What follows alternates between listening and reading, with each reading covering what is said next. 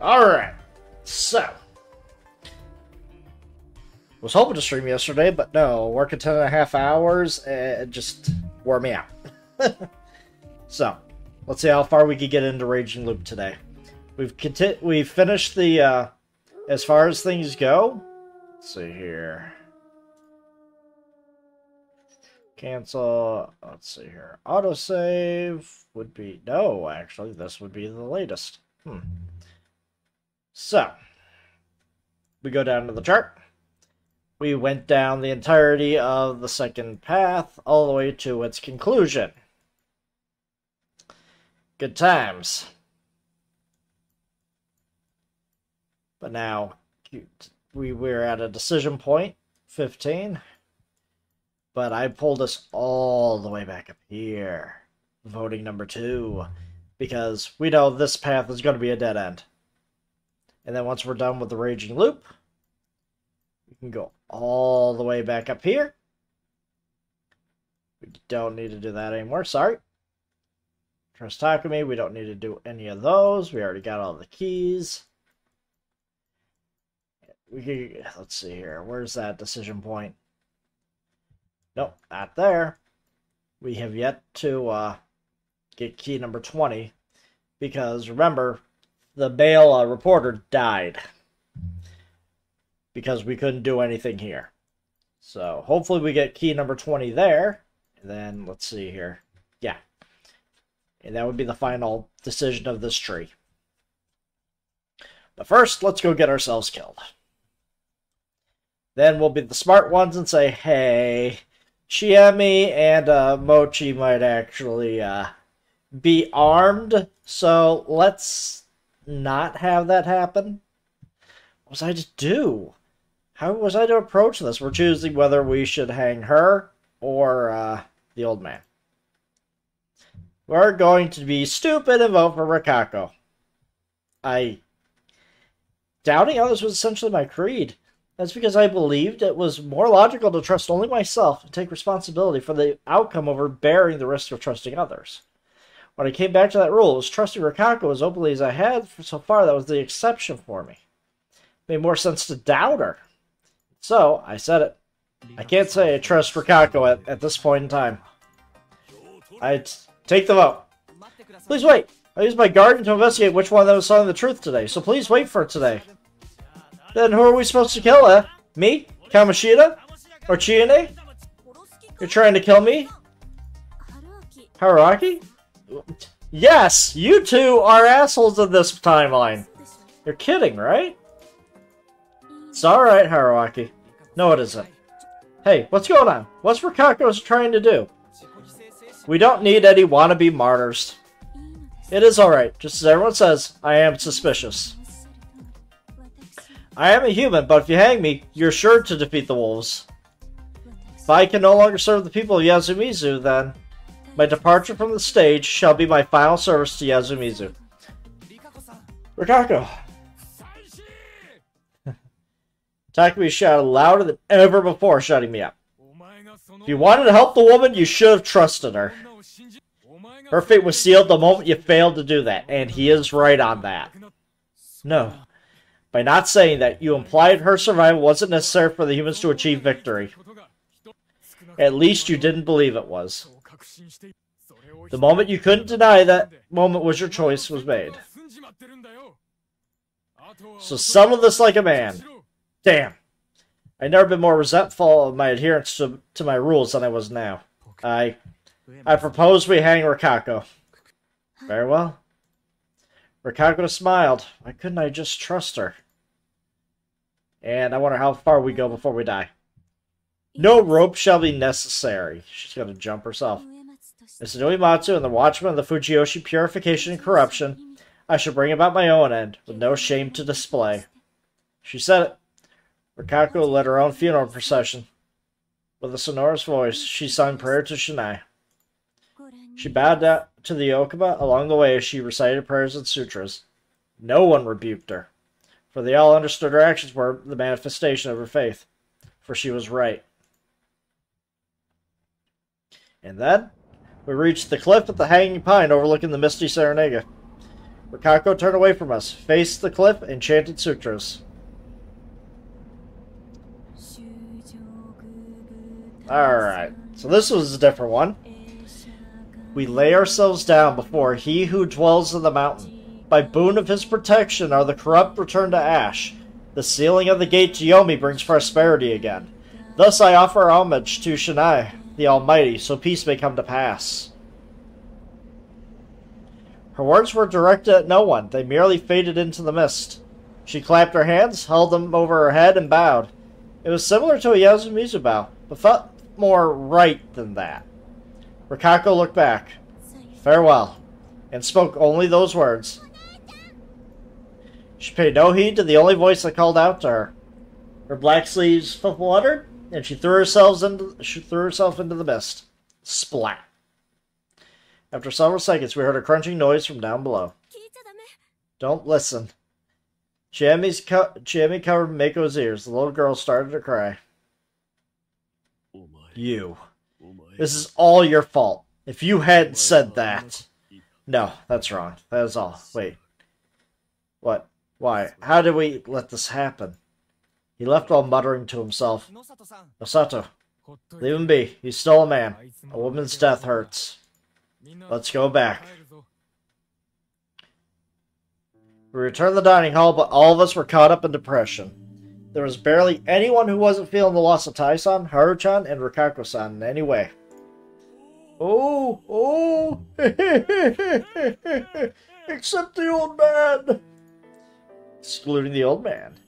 We didn't know if he could expect all that much from him as a spider. Mako had cried herself to sleep and been left in her place while Kiyono had returned to his mansion. Takumi and Kanzo were busy cleaning up Haru. Aside from them, everyone else was here. I'll make something to cheer us all up. Kaori said that with forced enthusiasm. Since her sons were still alive, she was probably in a relatively better mood than the rest of us. Incidentally, I'd stopped helping with the cleanups in the kitchen. They said it was because they couldn't put the snake at risk out in the mess, but they were also probably being cautious of me. So I just sat by myself. Chiemi was talking to the boys, showing her own consideration for them to lift her spirits. It seemed she had no intention of talking to the old wolf guy. Haruaki, may we talk? The woman who always wanted to talk was gone. Before long, Kaori had finished making the food. Takumi and Kanzo returned from the cleanup. We finally had our first meal of the day. Imagine you are tired. Please eat as much as you want. Thank you. The fact that I checked my bowl for something green made me realize how ill-natured I really was. Unfortunately, that was just how I was, so I would at least keep up my mask and effectively give them conscience of my own kind. Sat down, put my hands together, picked up the chopsticks, and ate the rice scroll. Like always, it was simple, beastly, yet still good. I only felt that something was wrong with it a bit later. At first, I just thought I burned my mouth or something. But suddenly, I couldn't feel my mouth at all, and after an unnatural sensation that overwhelmed my tongue and cheeks, I lost my sense of direction. My body twisted, and right as a dull pain went through my head, I fell to the floor. I'd been poisoned. I could understand that clearly, but my processing power went into dealing with the unnatural feeling attacking my body. Couldn't see properly, couldn't breathe or speak. Despite that, I still had a burning pain in my mouth and an urge to vomit along with the unbearable agony. I couldn't understand what was happening around me. It was probably pure chaos, but I was struggling to even breathe. And it was only getting worse. A sudden, intense impact hit my back. My body jumped and then I puked. Fusaishi! Fusaishi! My breathing stabilized for a moment. I could hear a voice as well as something. A wet floor in my own hands. However, the nausea didn't end. The spasms made me feel like my chest was turning inside out, and I soon puked again. That's probably for the best. I was beyond help. I would die in just a few minutes. Once I understood and accepted that, I found myself able to think a little clearer. This was a gamble the wolves have taken. They killed outside of the feast. They were prepared to face the corruption. They'd poisoned the food. By doing so, they could get rid of me or someone else. It wasn't me. And they could frame the crime on Kaori, the chef. They could also destroy the fixed majority, compromising Takumi, Kanzo, Kiyono, Kaori, and I. By sacrificing one of the remaining wolves, they gain a big reward. I see. So the wolves were that serious. I'd be given a lethal dose of poison. There wasn't any hope for me at all, was there? How would I get past this? Hey, Rikako, this is a horrible thing to ask, but you wouldn't happen to know, would you? Just before my conscience faded into the mist, I saw a hallucination of Rikako looking down at me with a sad smile. Bad ending number 18. Watch the court? Yes, let's watch them berate me for not trusting her. Wow, this is the first time in a while you've done it now for simple reasons, Chief. Huh? You don't think it's simple? Oh, I see. It's only simple if you know how the story's supposed to go. Okay, then I'll give you a hint.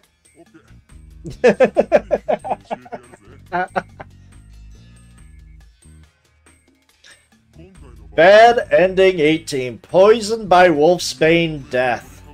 Exactly how you were poisoned is an essential point of wit. Look forward to the climax. Now, you might be wondering how to avoid this, but you actually can't. The solution is actually getting treated. How do you do that, you ask? Well, just look at the scenario chart and you should figure out where it branches. If the one who was dead was here or still alive at this point, maybe things would have been different. So go back to 5 and pick the other choice. Oh, die a hearty death next time. No key, though. It'd be crazy if it would be crazy if that was a, Yeah, we're not going that far back. Come on. Alright. Now that we got that out of the way. Here we are. You are truly... Now we get to warn her that the wolves are planning something for the feast. You are truly gentle. Couldn't understand what she meant at all, so I thought about it for a few seconds before I would ask. You heard all that, yet you did not curse me as filthy or talk me down.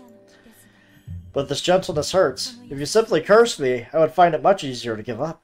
I think I understand how Serizawa feels now. Give up and die. Open the door and persuade. I suddenly opened the door. Yeah, I did it. Of course I would. Yeah. Yeah, we don't need to see the image of psychotic Chiemi again. Like, I still see her in my mind. That's just great writing and great artistry right there. I didn't want to see that ending again. I mean, I would if I'm watching someone else play this. Rikako was crying. Her voice had been clear and composed, so I assumed she wasn't feeling anything. I was wrong. She was merely hiding it. You promised not to open the door. I had intended to keep that promise, but you both used it to make me look like a bad guy, so I changed my mind. What's with this aura? Why does it feel like you're trying to be hated because of your past? Just to make the breakup cleaner? Is it a Fujiyoshiism or something? I've rejected tons of bothersome women like Chiemi in my life, so if it weren't for the situation, I'd be going nuts right now. I'm just about degenerate enough to decide someone like you is too rare to let go, so you should cut it out. Huh? Crap, I overdid it a bit. I don't know, did you? Well, I have no idea what you're thinking, but hearing all that just made me value you more. Huh? I'd have loved to say that Chiemi too, but that'd make me a cheater, so I'd do something else instead. I'll win her over with some weird-as-hell reasoning and introduce her to a friend of mine. He's a bit more degenerate than I, but I think they'll get along. Wait, maybe Teach would be better for her. If Chiemi doesn't mind slightly ugly Baldy, she'd have someone really loyal and... Haruaki, I don't think I understood, but why would you tell me that you like me now of all times? She got like the angry crying. Like I said, I want to play this by my own rules. I don't want someone else telling me how I should feel. Even if everyone else hates something, I'd happily take it. If you want me to hate you, find a better way to go about it. You're the one who said that you love me, so you better take responsibility for that.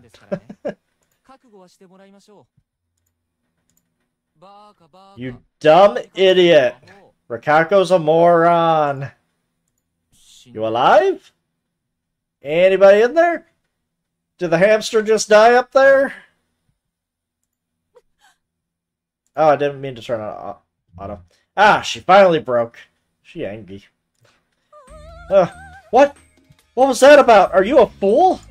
Yeah, seriously. What's with that? What's that about? That's my line. Anyway, enough with the personal grudges. Can we consider the bet still on? The one where we'd win if we survived, and I could ask the other for whatever we wanted. If we survive, we could ask for whatever we want. And I'm not planning on asking for anything that'd ruin it. You are such a strange person. Serizawa was surely right to call you a bad boy. I didn't confirm nor deny that. Even so, hearing that from you makes me happy enough. I am satisfied. Not good enough. Well, maybe. Adult love wasn't solid enough to play out through just jokes and improvisation. Then again, we adults can survive without needing anything fancy. It was a virtue, as well as a vice. Please give me your answer when you survive tomorrow. Might be killed by the wolves tonight. You took a gamble and revealed yourself to protect Mako and I. If you don't wake up tomorrow, it would mean that I wasn't worthy of asking you something like this. I'll back off if that happens. Haruaki. There. I was now at the key point. This tragedy drunk heroine wouldn't die today. It would be the most unfortunate Kaori. Honestly, I wasn't sure how to feel about that. But I would test it this once. At the very least, can you grant me one final gift? No. I will survive the night with that as my goal in life. Might be imprudent of me, but it makes me happy. I was the imprudent one here. After all, I was making moves on a girl that could die tonight. Anyway, goodbye. Ah, wait. Anything else? You finally get the matter at hand. There's something I'd like to ask you as a Night Watcher.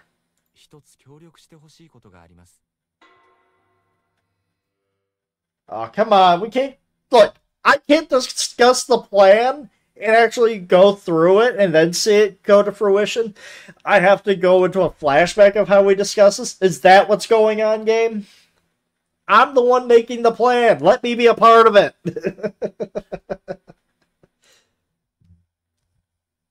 It was the day after I did the prep work. I approached the plaza, met up with Yoshi, acted surprised when I heard the bad news. And once again saw the remains of poor, unfortunate Kaori.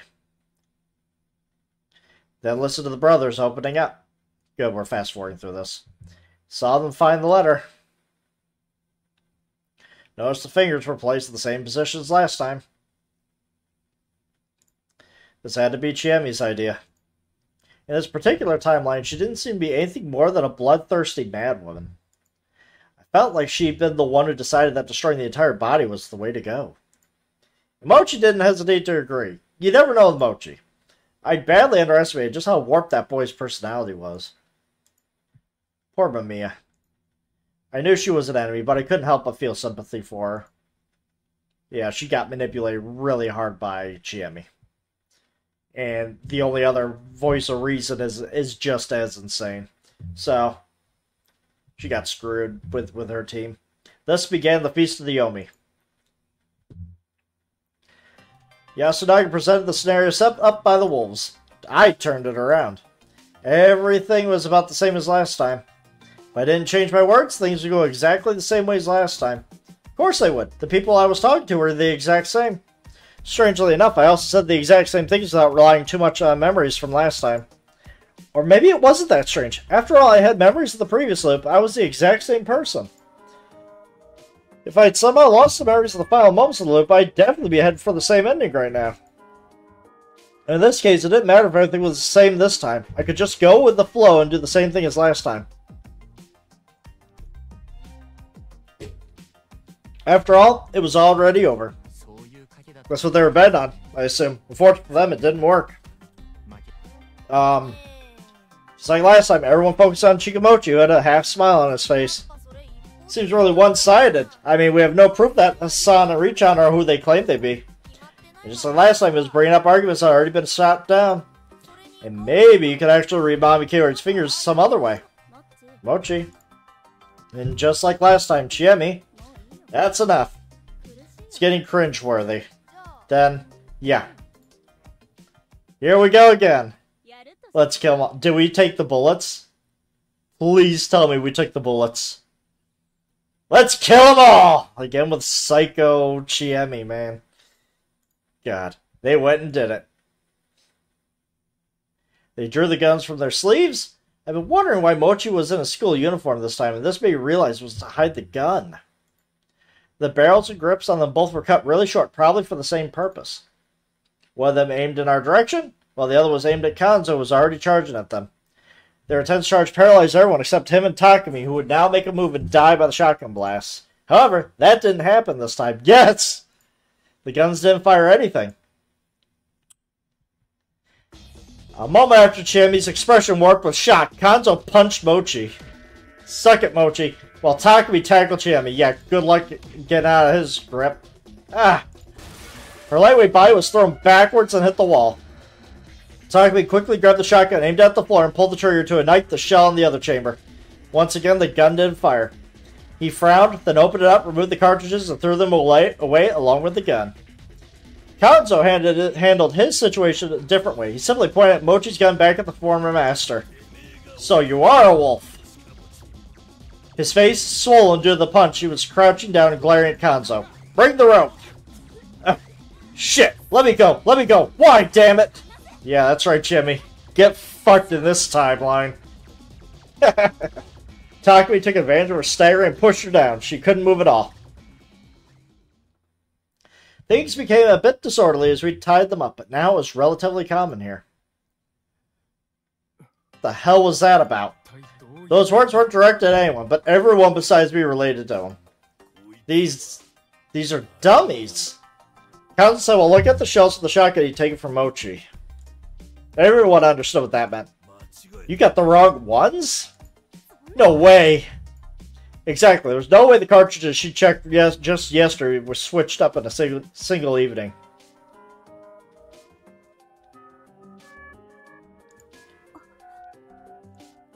The only one with any idea that was responsible for this paranormal phenomenon was Rikako. Last night I asked her to catch Chiemi and have a cat fight. I'd asked her to catch Chiemi and have a cat fight with her. They gave me the time I needed to go into Chiemi's room and mess with her equipment. Oh my god. How did you get in? A lot of it depended on luck. It needed a couple loops, but I somehow pulled it off.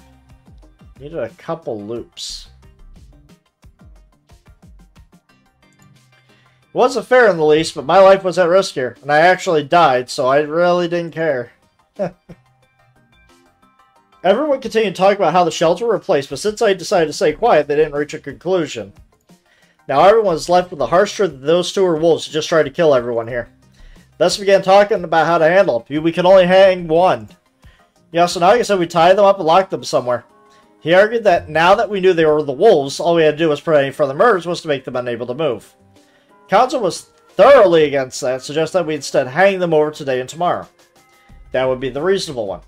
When asked for this reason, he insisted that the wolves had to be hanged and that their argument wasn't going anywhere. Most of Kanzo's decisions were infused by the legend of his own experience, so he didn't have a proper way to deal with a situation this unorthodox. Yasu, on the other hand, was bound by conscience and emotions, making Kanzo's option unacceptable for him. Left to be no choice but to weigh in. May I say something? Now, everyone, even Kanzo, lend an ear to my words. It took too long for me to get to this point. Makishima, you believe it's important to kill only one per day and not any more, right? Yes. While Yasu doesn't want to kill them at all. Yes, I admit it. Now that culprits are no longer supernatural phenomenon, I believe we should leave their judgment to the rule of law. What they do is unforgivable, but we should be the ones to punish them. We only did the previous hangings because it was an emergency, we had no other choice. Since they aren't a threat to us when bound, we could just leave them like that and wait for the mist to clear. And if it doesn't, we'll be left with no choice but to consider another emergency that requires drastic measures. The boy was talking sense, but... First, I'm not sure if binding them would be effective. What do you mean? The Game Master here, Great Lord Shinai, can unlock our front doors. Isn't it natural to think you could undo any bindings too? That's... Also, if we only hang one each day, one human will die tonight. They have no chance of winning, but they take this kill. No, we wouldn't. Yes, you definitely would, Chiemi. Yeah, it's pointless. They were so easy to read. Yasu, do you want to know why I'm certain they would kill? Yes, do tell. It's because these wolves are extremely cruel. I walked up to them. Remember Hisako? She suddenly claimed to be the snake on the second day and began acting all strange. She was probably ordered to do it by Chiemi. There was some noise in the room. Chiemi was still hanging her head. She probably told Mamiya that being a snake was safe. Even though she knew that Kanzo was ready to hang anyone claiming to be the snake. It actually led to Tai, an innocent, getting hanged. You planned that, didn't you? Does it matter? Mamiya then died that night, and it was probably her doing too. Why would you think that? Because she's an outsider. She couldn't trust her, and it was possible that she'd readily betray her. It was highly likely that she would have been hanged on the next day. Kanzo was pushing for it, after all.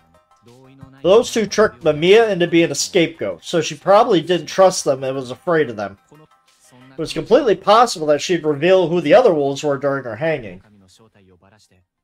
That's why you killed her at night. You basically silenced her. But that would mean that they killed two in one night. No, she was subjected to the corruption. The wolves must have rules too, and she went against them. Or rather, was made to go against them by these two. You're just guessing. Whatever. Please, deny it, damn it! It's a pain, so I'll say it. Yeah, he's completely right. Wow, Haruaki, you're so cool, and Yasu is even more soft-brained than I thought. Chiene. We had our reasons for doing what we did, and we had to keep doing it until the end. So stop it with the questions. They're a pain. Yeah. You know, I don't trust that smile, you know. There's a psycho behind that smile. Makes it even creepier. Chibi, you dim! Please stop. I understand how you feel, but it'd be a waste of time. You can't reach an understanding with those who become wolves. Huh? So what are we doing with them? My suggestion is we cut off one's limbs and hang the other one. Holy shit! Okay. Okay. Haruaki, what the fuck? I understand. You want to stop him. And yes, one is going to get the kill tonight, but holy shit, that's a little extreme. If we do that, the one without limbs won't be able to go around, even if I'm bound, so we'd probably be safe. And if we hanged the one tomorrow, the wolves would be exterminated. The mystery cleared by the day after, and... Fusaishi. Yes? What did you just say? I'm saying we should keep one of them from walking and using weapons by cutting off their limbs. Huh? What the hell was with their reaction? Is there a problem with that? You seriously say we should cut off Mochi's or Chiemi's limbs? Huh? Yes. Wouldn't that be enough? If we removed them at the base, they couldn't even crawl, right? You really are a lunatic.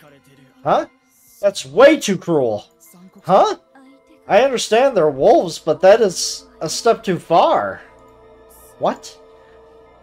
Husai, you're scary. Why? Rikako, would cutting off their limbs make us targets of the corruption? I have not heard of anything that implies that. Excuse me, aren't you the ones who hanged a couple of people just because of history and legends?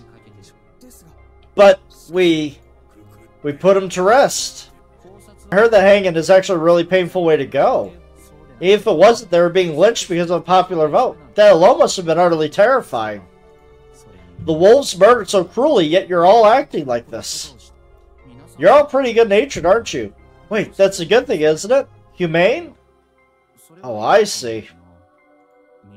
They all fell silent. But even I could understand there was something within them that made them averse to my idea. Can we break their limbs instead? The effect would be the same, right? Or perhaps Nosato could poison them in a way that would make them die right about tomorrow? Stop. I can't ensure that they would survive that. The shock from the pain alone might kill them. And I happen to be a doctor. I cannot poison. We're not like the wolves. I see. I understand. I seem to have misunderstood you all. What now, though? I guess someone's dying today. This was such a pain. Why did they argue against my suggestion that they had none of their own?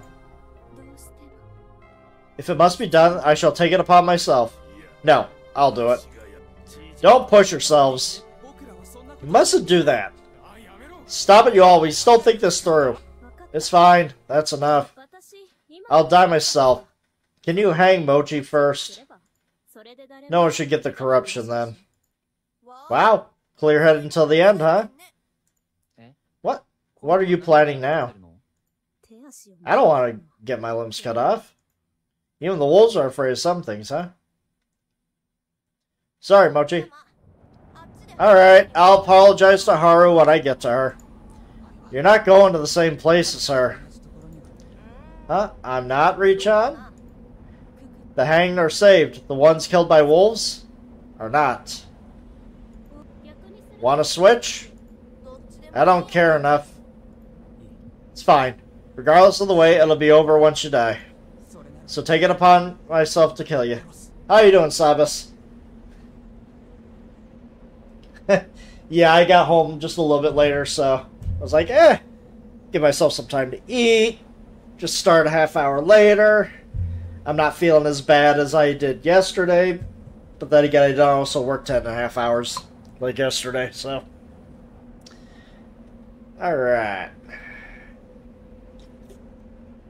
So yeah, now I'm doing all the other options. I already got myself killed by hanging Rikako. So now we've solved this issue, and now we're going to see what happens when we actually solve something and live. If we survive. I mean, this could also be a dead end. So I'll take it upon myself to kill you. Why did this have to happen? Just because? What's that supposed to mean? I don't really get it. But I felt like we had no choice. Yasu, now I got punched, Chika. Sorry, Yasu. I really am. Sorry. Rise not. And Yasu pushed him forward. A moment later, the rope went taut. Yeah, Psycho Chimmy is absolutely creepy. There is no way around that. It shook for a moment, it slowly swayed back and forth and finally stopped completely. Yasu cut the rope. From the mist below, we heard the sound of something soft collapsing, then hitting the shallow water below. You're next, Chimmy. Alrighty. Isn't this the same as directly killing her? Who knows? Shinai-san or whoever will be the judge of that, right? You're gonna die just like that? Without even saying sorry or anything? Yeah, that's the kind of girl I am, right? You knew that from the time I almost killed the brats at Kamen Fujiyoshi, didn't you? Well, I went down and acted like a good girl after that. Fooled you good, didn't I? How does it feel? That's the wolf in her talking. I knew what a kind of guy Mochi was. I kind of used it to control him. Don't get mad at him, okay? It's all my fault. Hate me all you want. Looking backwards, she stepped off the cliff. Congrats, Rikako. The obstacle's out of the way. It looks like it'll all work out, doesn't it? That is not what the Feast of the Yomi Purge is about. We who live with the mountain have been given a burden and must bear and pay respects to it for all eternity. I am here to simply take in that burden. Then, if I'm born again, I'll come kill you directly this time. Jesus Christ, we're back to the Psycho. You're the last of the spiders, aren't you? Go have some descendants, teach them whatever grand nonsense they taught you, and wait for me to come get you. There's no need to be like that. Shut up! I'll kill you now! Joking. See ya. Jimmy. What? What is God? Her pupils instantly shrunk. I knew it. You really are the scariest thing here, Haruaki. Because we never had a conversation with her about God. But at the very beginning, she did tear up as if, you know, she knew us from somewhere. So there is something that she wasn't telling us when she was over on the bridge in our first visit.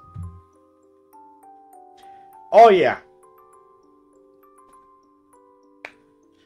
That's because we know things that we shouldn't. And that scares anybody. Like, if someone came out in front of you and said something that only you would know and never tell anybody, and they were dead serious about it, yeah, you'd be freaked the hell out, too.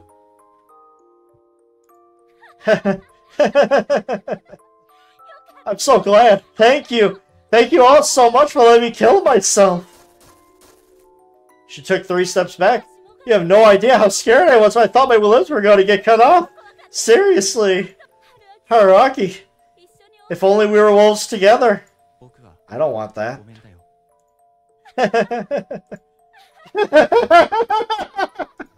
See ya. Got it. If I really work at it, I could have a really good psychotic laugh. You could just ask my brother. I have to really work it, though. But once I get it going, oh my god, will I scare everybody. She turned around and ran, as fast as possible, into the mist, and jumped. Rise not. I'm going. I alone turn around. Huh? But you still haven't. I didn't want to hear it. She probably fallen into a world different from ours. I got the impression I wouldn't hear a sound. I didn't want to listen to the echoing silence. We then went up to clean up Kaori's body. Yeah. I mean, yes, but he is also being logical. Because the wolves themselves are still human. They're just going around killing people in a way that requires them to still have their limbs. But it is a good theory that if you chop off all their limbs, they can't really move around, which means how are they going to kill? It is! Like, it sucks when sometimes being the most logical thing is the worst thing imaginable. That's where I go. That's why, you get into some of the arguments about a lot of terrible things that have happened in history are also some of the most logical things that happened.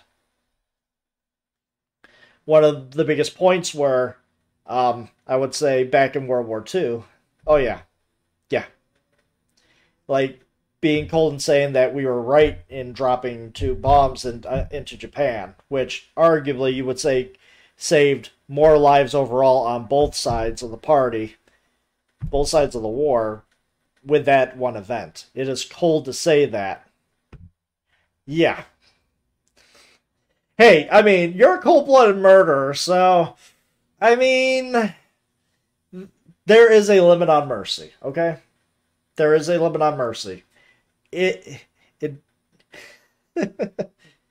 I mean, have you seen what she's done to everybody else? She left their heads intact. She mutilated the bodies and everything, just leaving the heads intact. That is cruel. Beyond anything. After spacing out a bit, we all cut up some veggies and ate them uncooked. It was hard to make a fire in the mist, as people of Fujiyoshi, no one felt like using fires other than the ones in the watering hole. And everyone was averse to using the dining hall.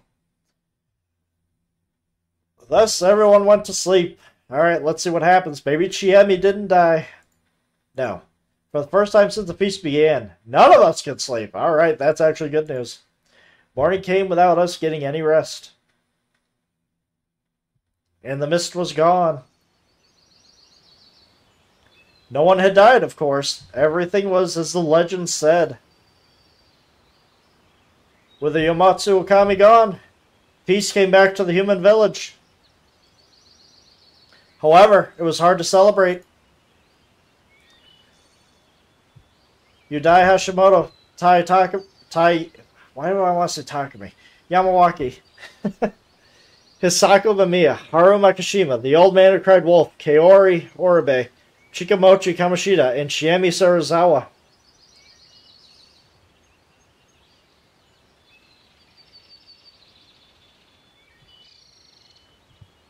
I mean, for someone like me, it doesn't matter if you kill them peacefully in their sleep or kill them, while they are awake.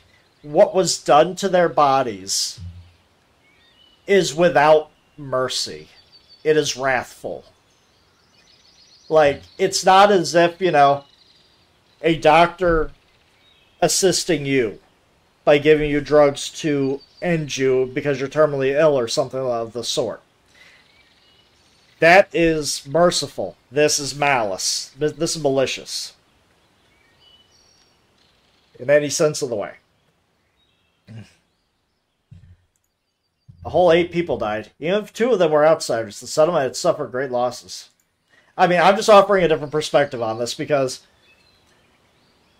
sometimes you just gotta think of, you know, what was done. If they just were just peacefully just dead, like nothing happened to their bodies, that'd be a different story. But then again, you could also probably blame them on at this point on their god forcing them to be as brutal as possible or something like this. But yeah,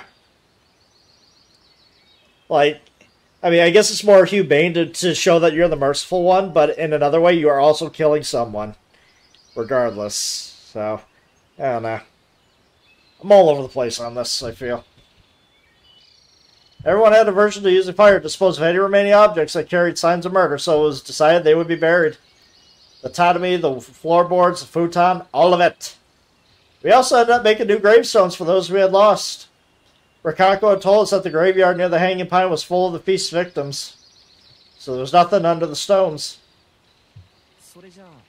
So has he passed away or something? Yes, it was a peaceful death. Those who died normally would be burned at the crematorium in Kamifujiyoshi, run by the Higuchi, then buried there. Those who didn't would be thrown into Serenega and simply vanish. Making sure no one saw me, I went down to Serenega. There was nothing. No corpses or belongings. But just like last time, Serenega was just a thin, shallow stream. However, I did find one thing.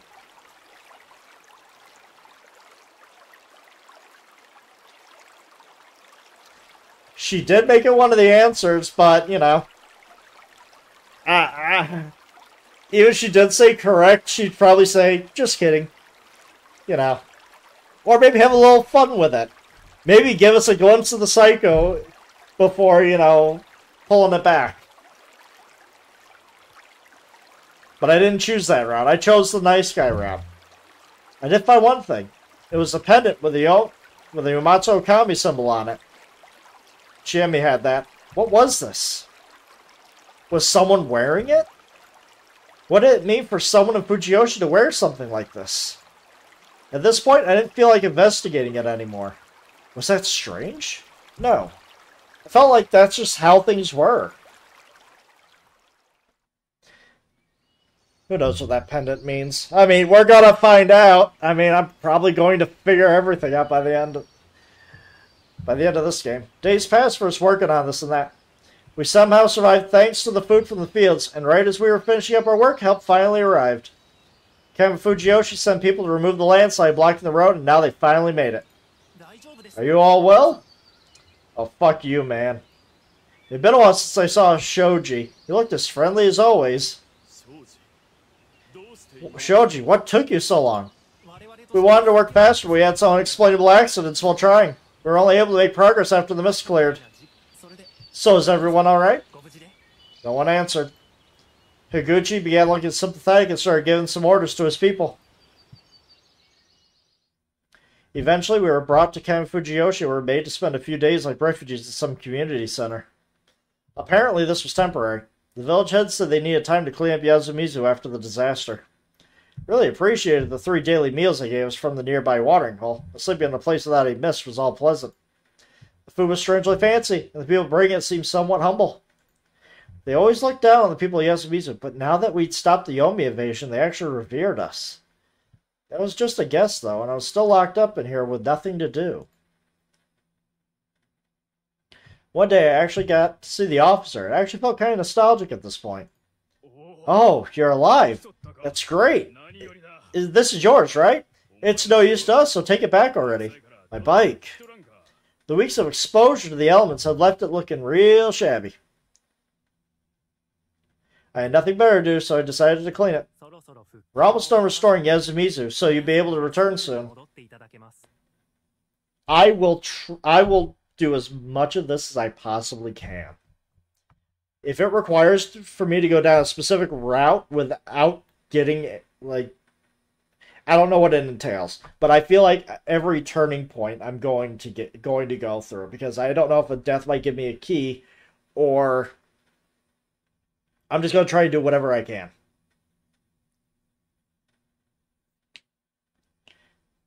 Nah, I don't want to know. I'll see it as it comes. Now, if I'm completely lost, that's when I'll ask. Almost done restoring Yasumizu. You'll be able to return soon. Fusaishi, why not drive far away for a change of pace? That sounds like a trap, Shoji. Yeah, if I feel like I've done everything, you know something, I'll ask. I actually wanted to return to Yasumizu, though. Am I being pushed away, or... When I told Takumi that I'd take Meiko to the police once everything was settled and return, he told me that I didn't have to. Rikako said she'd help him work the fields, and he'd accepted it. Kanzo fixed his rifle and began hunting again. Yasu resumed going to school. Yoshi moved to the dorm and said he'd start going to school again, too, joining his brother. Kiyono would, as planned, become a part-time doctor at Kamifujiyoshi's clinic. When Kanzo returned from our shelter, Kiyono actually looked after him like a proper doctor, which was some impressive character development. Anyway, since all seemed to be fine here, Takumi told me that I didn't have to return. Well, I can't say I don't have stuff for you to do. But you have a place to return to, right? I really wouldn't blame you if you didn't come back. But, keep in mind that you have a woman waiting for you here.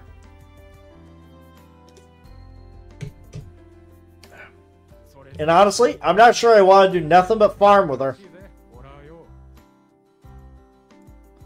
I'll be back right after I'm done with some business. I did consider returning to the life I had, but I feared I should stay here instead. Alright, no problem. That's perfect then. Well, I guess I'll see you then. Your turn. Oh! Were you trying to sneak up on me? She was hiding. Yep! She was hiding behind the tree. With her pale skin turning rosy, she immediately walked up to me. Meiko, stay in good health. Hey, what about me? Oh, you're supposed to talk to Fusai. You're supposed to talk to me. Even she understood. How precious of her. Haruaki, please stay in good health. I'd assumed that the fact she wasn't treating me like this is our final meeting was a step forward, but no, I wouldn't let it fly. I had survived just to say goodbye to you. Those words aren't enough for me.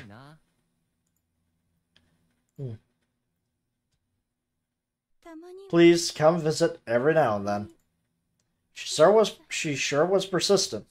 You're being a sore loser right now, Rikako. We're close enough to call each other by name. If you just take one more step forward, I might decide to do something big. There's a lot of things I wanted to give her and take from her. I was sure I'd find happiness if we made proper exchanges. After all, that was the sole light I'd ever seen in that dreadful mist. I wouldn't give it up, no matter what. Haruaki. Yes? Because I would be lonely. Yes, you'd been lonely your whole life. Because I love you. Yes, you weren't even allowed to love anyone. And because this is all new to me. Yes, for the first time ever, you sought your own happiness. Please come back to me. I couldn't control myself. Whoa, showing off, huh? Meiko, kissy. Let her go, and she looked at me with angry eyes. She'd become a lot more expressive, and I found it nothing if not lovable. I would live out the rest of my life with her. This journey brought me to something unexpected and led to a really happy ending. But is that the ending we're going to accept? I have several places to go back to. I promise. Once I deal with everything outside, I will come back here. Please do. That'll be my turn to say something. I understand. I shall believe and wait for you.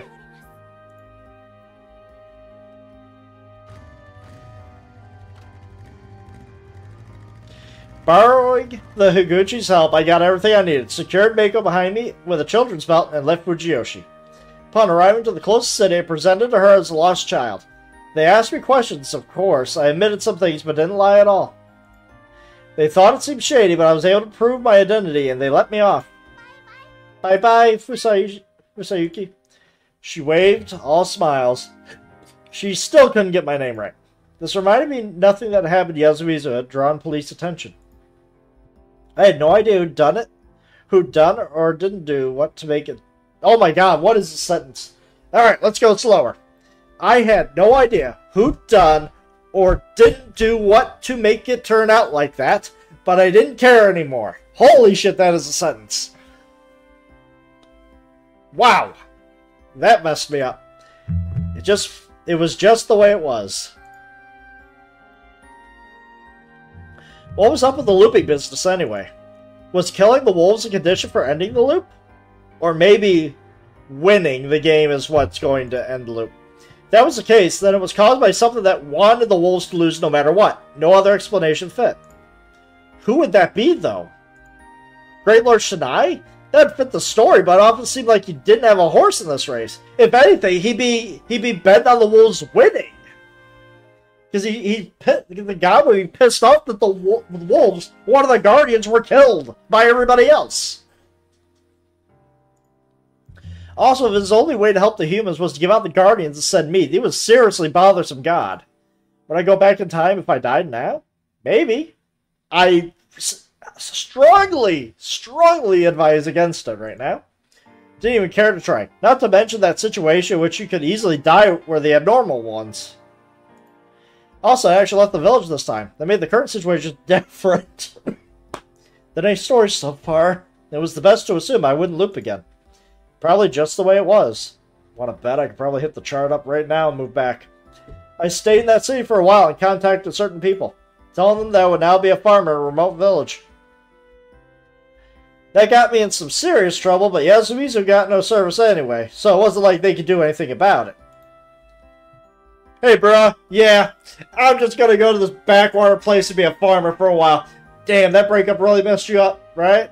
Yeah, that messed me up real good, bruh. Alright, good luck being a farmer. Bye! Cut ties to my previous life in 3 days, then entered a jeweler store and bought the ring with the nicest design. Is it a spider? Ooh, nice. It had gems as red as her eyes, covered in gems as clear as her hair. It wasn't particularly expensive, but it felt suited her better than any of the others. Then, just as promised, I returned to Fujiyoshi. I went to the officer, talked to Higuchi, passed the mountain path, arrived at Yasumizu, and is everything going to get fucked up? Ooh, this is a good one. Peaceful, fucked up. Peaceful, fucked up. And you got me on that. Saw something I couldn't believe. Fucked up. Yep! Why? Yes! I stopped at the right time, too, because I knew it could go either way, and I was hoping it would go this way. I was hoping it would lead this way. Yes! We're not off the loop. We are not out of this loop yet. Woo! Who? How many people? Is it just for Kako? Is it just for Kako, or is it everybody? Good evening, sir. How are you doing, Numbtooth? Woo! Why? Why? Everybody's dead. Holy shit! I dodged the bullet. Why was everyone dead? We're going back, baby. We're going all the way back. Why was Yasunaga Orbe dead? He survived after saying goodbye to his best friend and the girl that was like a sister to him, hadn't he? Why was Yoshi dead? He made it through his mother's death, found common ground with his brother, and his whole life ahead of him, didn't he? Why was Kanzo dead? He lost his granddaughter, protected Yasumizu, was able to live out his twilight years in peace, wasn't he? He lost his granddaughter. Sorry. It had to be the village. It had to be the village. I was advised strongly to leave, and I did. And this was why. The village killed the survivors if they were not the wolves, is what I'm guessing. That is my theory in this. And I will wait until I get an answer for that one. Whew! Why was Takumi dead? The likable guy who discarded his inner discord. Believed in himself and helped bring the victory, hadn't he? Whew! Why were all of their heads split open? It was supposed to be over. We ended it all. That was how it was supposed to be, right? I begged. Hoped that someone was still alive. If no one was, what would have been the point of those sacrifices?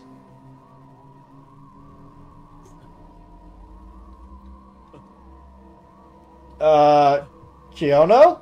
What's going on, buddy? Yeah. Found one. Survivor. He was covered in blood, and held an axe covered in blood and gray matter. The wolves are coming! I then went on to murder him. I did? After all, on one of the support beams in the hall I found him in is Rikako. Yeah. Dude, look at my eyes. Holy shit, I'm so pale. Was her body hanging helplessly? Jesus Christ. Dude, there's bits of brain matter everywhere on this axe. Holy shit. What the hell? What was all this? Why had I thought that I had it all in the bag? Everything was dead. Everything was lost. And I hadn't reached an end yet.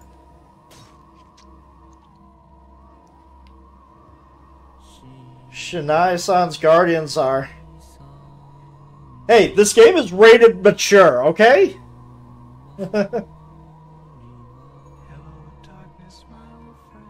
Exactly.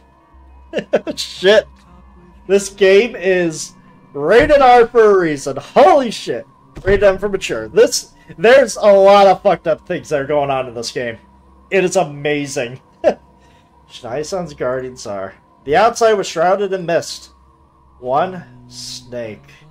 2 monkey. 3 crow. 4 spider. As though led by something. 5 prepare for the feast when the evening mists arrive.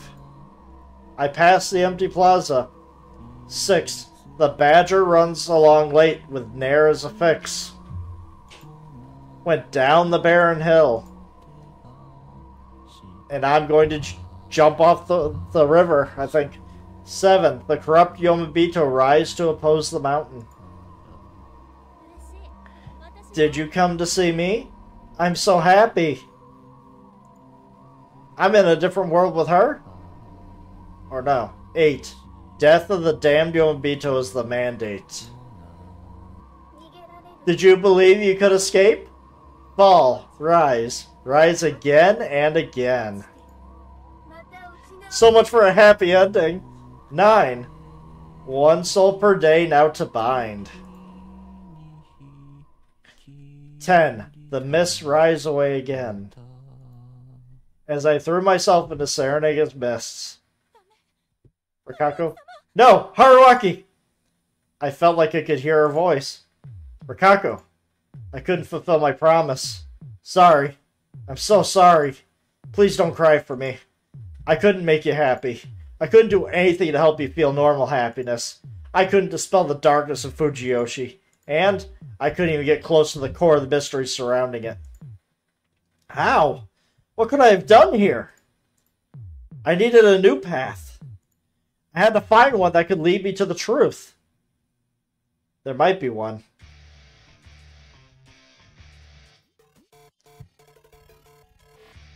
Alright, well that's going. Yeah.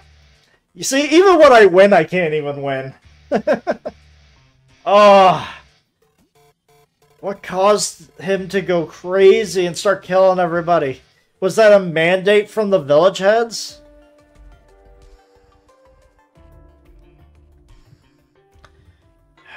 Raging loop. Paradisac. Oh my god. IAK. Paradisiacal Babylon. There we go. Whatever. 16! I think I needed key 15.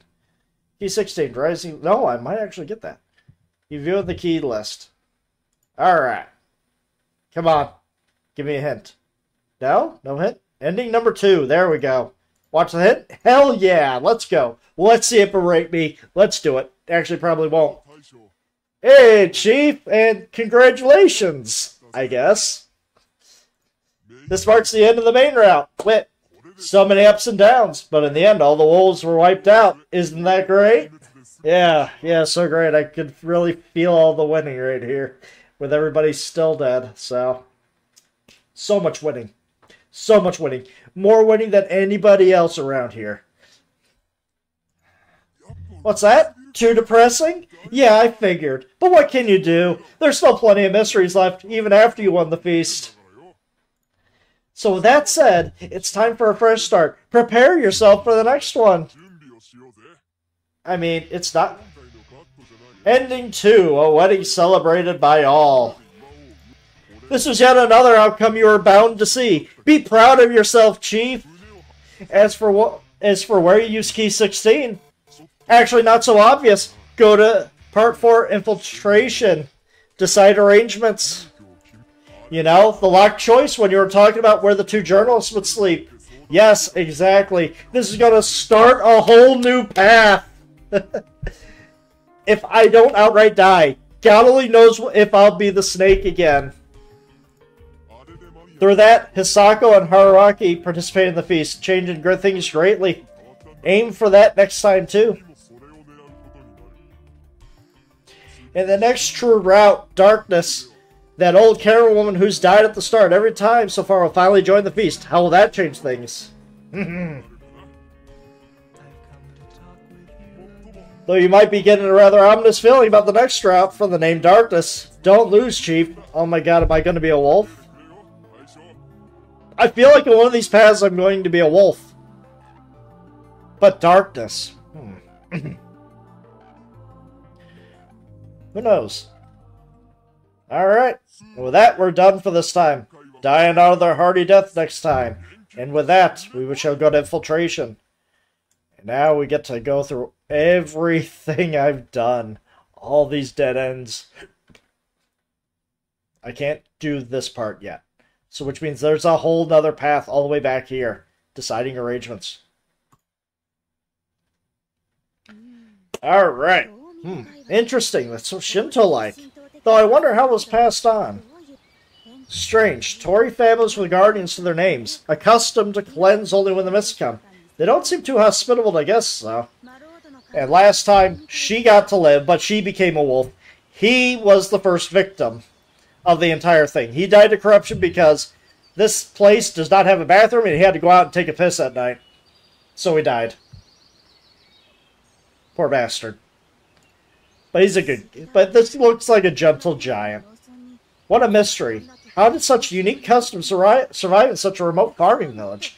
Was he more peculiar back in the day? Really does look like this is your calling, Q. Oh, apologies. Anyways, we have places to sleep in. We know what to do if the mist comes, so let's get back to work. You satisfied with the dorm, right? Then I'll use this place. Ah, if you want, you can use the cabin downhill. This prefab is still pretty cramped. Don't worry, I can sleep anywhere. You're gonna live here, aren't you? You should get used to your new home as quickly as possible. Yeah, he had a point. Also, I borrowed the place from Uematsu. I didn't have the right to let just anyone use it. Enter the prefab myself. Alright, we have changed history. This was it. If I let Hashimoto take the prefab, his death would be unavoidable. By keeping him alive, I should be able to create a different timeline. Simply surviving wasn't enough. That meant I had to try all possible options. I had to reveal all the things I was ignorant or afraid of. For all I knew, I might have been overlooking some minor yet important details. But first, I wanted to try more impactful changes. Letting Hashimoto-san survive would have to greatly affect the timeline. Or talking to Chiemi about God. That seems to affect her. That already happened once with Mamiya's survival. It even changed the guardians people received. I can still remember the last loop. I become the snake, took out the wolves, decided to live alongside survivors, most importantly Rikako. Those sentiments had earned an unreasonably cruel conclusion. I could still remember the sadness and despair, but I couldn't really understand it. Why had I forgotten my fear of the unknown? Why had it been so easy for me to decide to move to Yasumizu and live alongside Rikako? Was I that kind of person? Alright, you have a good night, Sabas.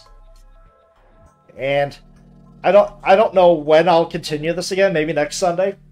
It'll definitely be after I'm done with Parasite Eve and Kudelka. And Kudelka's going to be started tomorrow because Parasite Eve I'm on like the last 5 battles. So it'll take like 2 hours tops. Alright, see you later. I didn't know why, but it definitely seemed like I wasn't really myself back then. I felt like I'd become a part of something greater, not just an individual. The gears all snapped into place and brought forth that tragic ending. Those feelings, yes, that are coming from my head left me without a clue as to where to go from here. That part of me did feel like the fate or something divine existed. I couldn't escape its control no matter what. But my knowledge, discretion, perception, and intuition wanted to deny that line of thinking. There was no absolute fate. If there was something like that, it was either someone's elaborate plot or just a product of my imagination that seemed like it. I wasn't being a conspiracy theorist here, or a nihilist for that matter. However, I wanted to reject lines of thinking that stifled my ability to come up with ideas.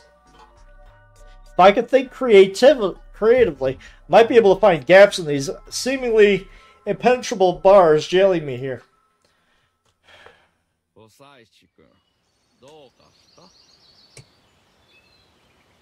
Musaishi, anything wrong? No, nothing. But since I'm going to stay here every day from now on, I think you should at least have it for one night. But I heard that Fujiyoshi and Culture are giving guests a warm welcome. If I'm to become part of it, I think I should do the same. Traveler reverence. That fits the general location, but not the state of the village itself. Did you hear from Higuchi? Ah, crap. That was info Rikako had given me the last loop. Well, I've been treated nicely. They even gave me a place to stay. You're a generous person, aren't you? Huh? Nope, not at all. Why not accept his kindness, Hashimoto? I guess I will. Oh, good. Alright, let's see how this goes. After parting ways with them, I went to Kaori and had her help me get a shabby blanket, some newspapers, and a water bucket. There was only one bucket they could let me use. It was in a pretty bad state, showing once again how dire Yasumizu's supply problem was. Newspapers weren't the daily news, but some old ones brought from Kabufujiyoshi as material supplies. Spread them out on the floor, place a blanket on them. That was my sleeping spot ready.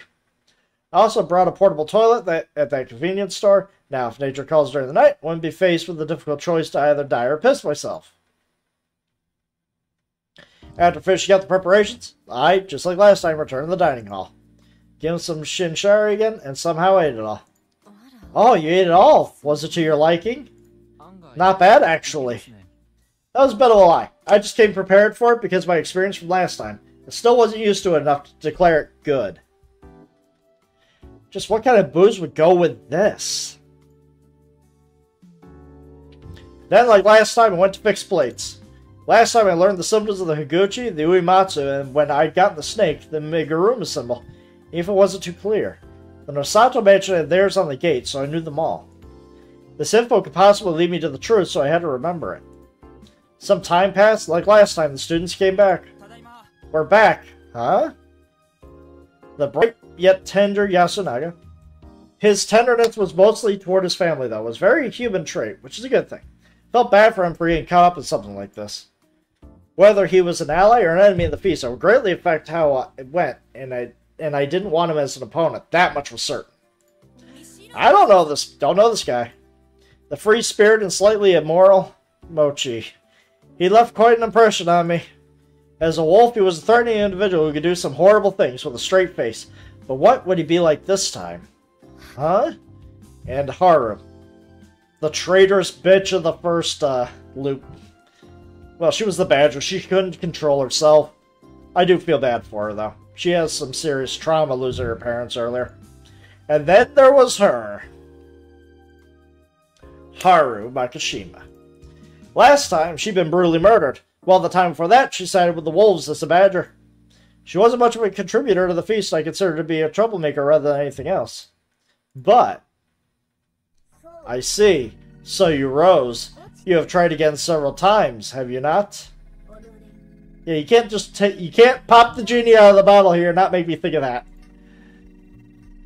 Her, I was so lonely at night that when she left the school, we were staying out all by herself. Then she went through the mountain path and... I don't know. The adults said they found her in front of Yasumizu, and there were rumors she saw something there. I don't know if that's the reason why, but she started acting weird afterwards. People said she was possessed by a wolf. She was the closest person to the mystery surrounding Yasumizu. She lost her parents at the previous feast, disappeared once, and started talking strangely. To summon a god of that caliber, you must prepare an appropriate ritual. Possession by a wolf is not something that can happen so easily. The village heads insisted that this wasn't any sort of possession, but a mental illness. However, the fact it was treated using Uematsu's special ability to take in such things made it seem entirely possible that the trouble surrounding her was of divine origin. But there was something I really didn't understand. Yeah, well, we're not going to discuss this. I didn't know how, but last time Rikako healed me of aconite poisoning. I knew with my own body that this ability was more than just religious rite and had an actual physical effect. That didn't necessarily mean that it would work on mental illnesses too. Honestly, there were too many things that didn't make sense here. That is a corruption not even I can take in. The corruption of the wolf. With Psycho Chiemi. I didn't know the rules. It kind of freaked me out, but for now I had no choice but to set Rikako-san's issues aside. What mattered now was Haru. Yeah, keeping her alive, if possible, is definitely a path we need to take. We need to learn more about her, but to get her to be friendly with us is so difficult. She had parental issues, a strange relationship with her granddad. All in all, she was a delicate young girl going through a complicated time in her life, and I didn't know quite how to deal with her. Fooling around with her didn't work, and Casanova-type characters seemed to scare her. I'd try not to do much and appear harmless. Maybe that'd work. Welcome back. This is Fusaishi. He suddenly moved here to Yasumizu. Hello. I bow with an empty expression on my face. Nii-chan, it's an android. What the hell? Why is she so... Whatever. I had to do my best not to fall over at that. Huh? Why? I mean, he's not acting human. Ooh. Haru's being more rude than me. I'm sorry. She watched a sci-fi movie recently. I'm human, just so you know. Hello, I'm Haru. She wasn't as wary of me as last time, at least. I still had no idea how to approach her. Have we met? Interesting. That's a definite question. Huh? No, this is my first time here. I thought so. Did she have memories of my seducing? No, of the previous loop? What? Kaori, do you have a hand towel? Something similar had happened last time, too. It wasn't impossible that someone else had memories of the previous times. Particularly this girl, considering her mind held traces of madness. What? Crap, I stared at her for too long. I had to talk it off. I actually feel like you're familiar too. Ever been to Kanto? No. I see. Then this must be something special. Jesus. No. What's wrong? You're all red. No, I'm not. Oh? Huh? Was she easier than I expected? Maybe android-like coolness was the way to go with her. Whatever that was. Oribe, I completed the repairs of those plates. Whatever should I do with them? Cool manner of speech, robotic movements, playing. People's impressions was a bad habit I had. Oh, bring them here. Wait, you were talking differently until now? Acknowledge, executing, appreciated. I don't even know how to say that. Eat this, human banana. Mochi, what the hell? What the hell is up with his eyes? Mochi closed in on me, shouted some weird skilled name, instantly undid my belt, and brought my pants down. Holy shit! Wow! What the hell? Oh my god! Holy shit! Mochi! What the fuck, man? Holy crap!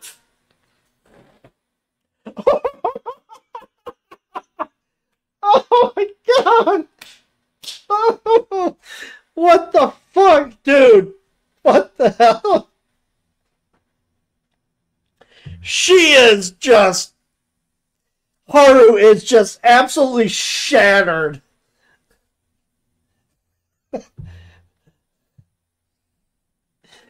Oh my god. Some undies you got there. Hey, Mochi, there are things you cannot do. Hey, when else could I have done that? Well, if you like that this is a joke, then it's definitely well timed. My android-like coolness, whatever that was, instantly became a gag. His skill left me so dumbfounded that I just froze in place with my pants down, effectively giving a treat for the ladies, waiting for a response. How did the girl see this pantsless android like a cool guy before? Jesus Christ. Then again, what was android-like coolness anyway? Alright, well. Yeah. That's the appropriate response, Haru. I am so sorry Mochi did this. And now she thinks I'm a pervert.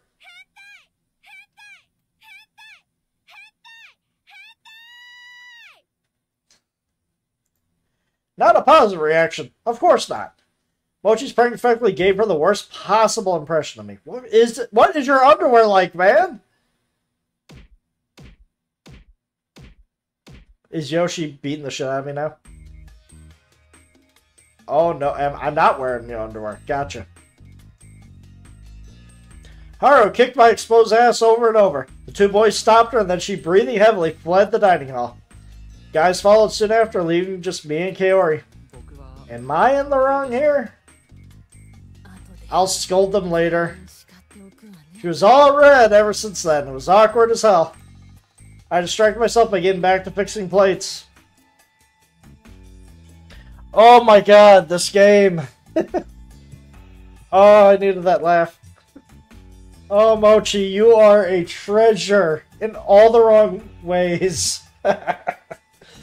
Eventually, we were joined by the old wolf guy, Mako, and Rikako. Wasn't quite done with my job yet, but just like last time, I was given a break, so I went outside.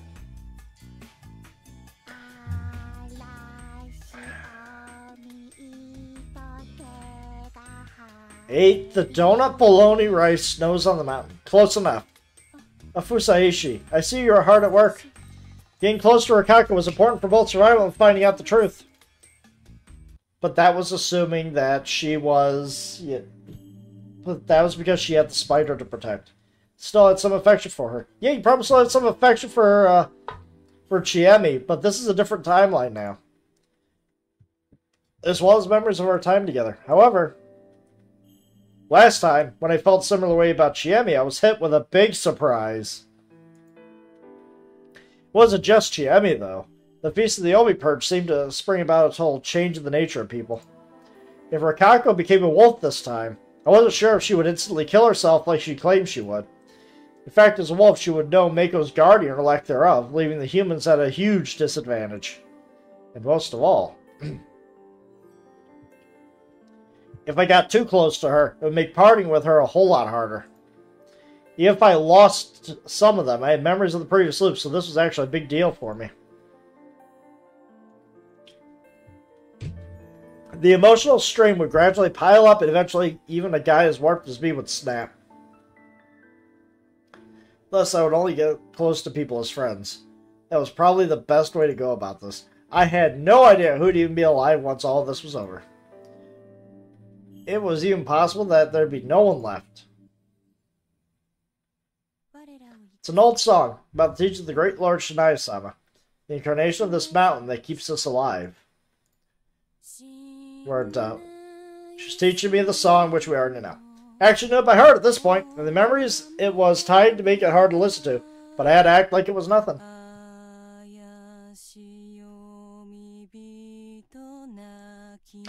Took an uneasy tone. And we're back to Chiemi covered in blood. Look away and saw Chiemi snickering, and she waited the right time to pop out.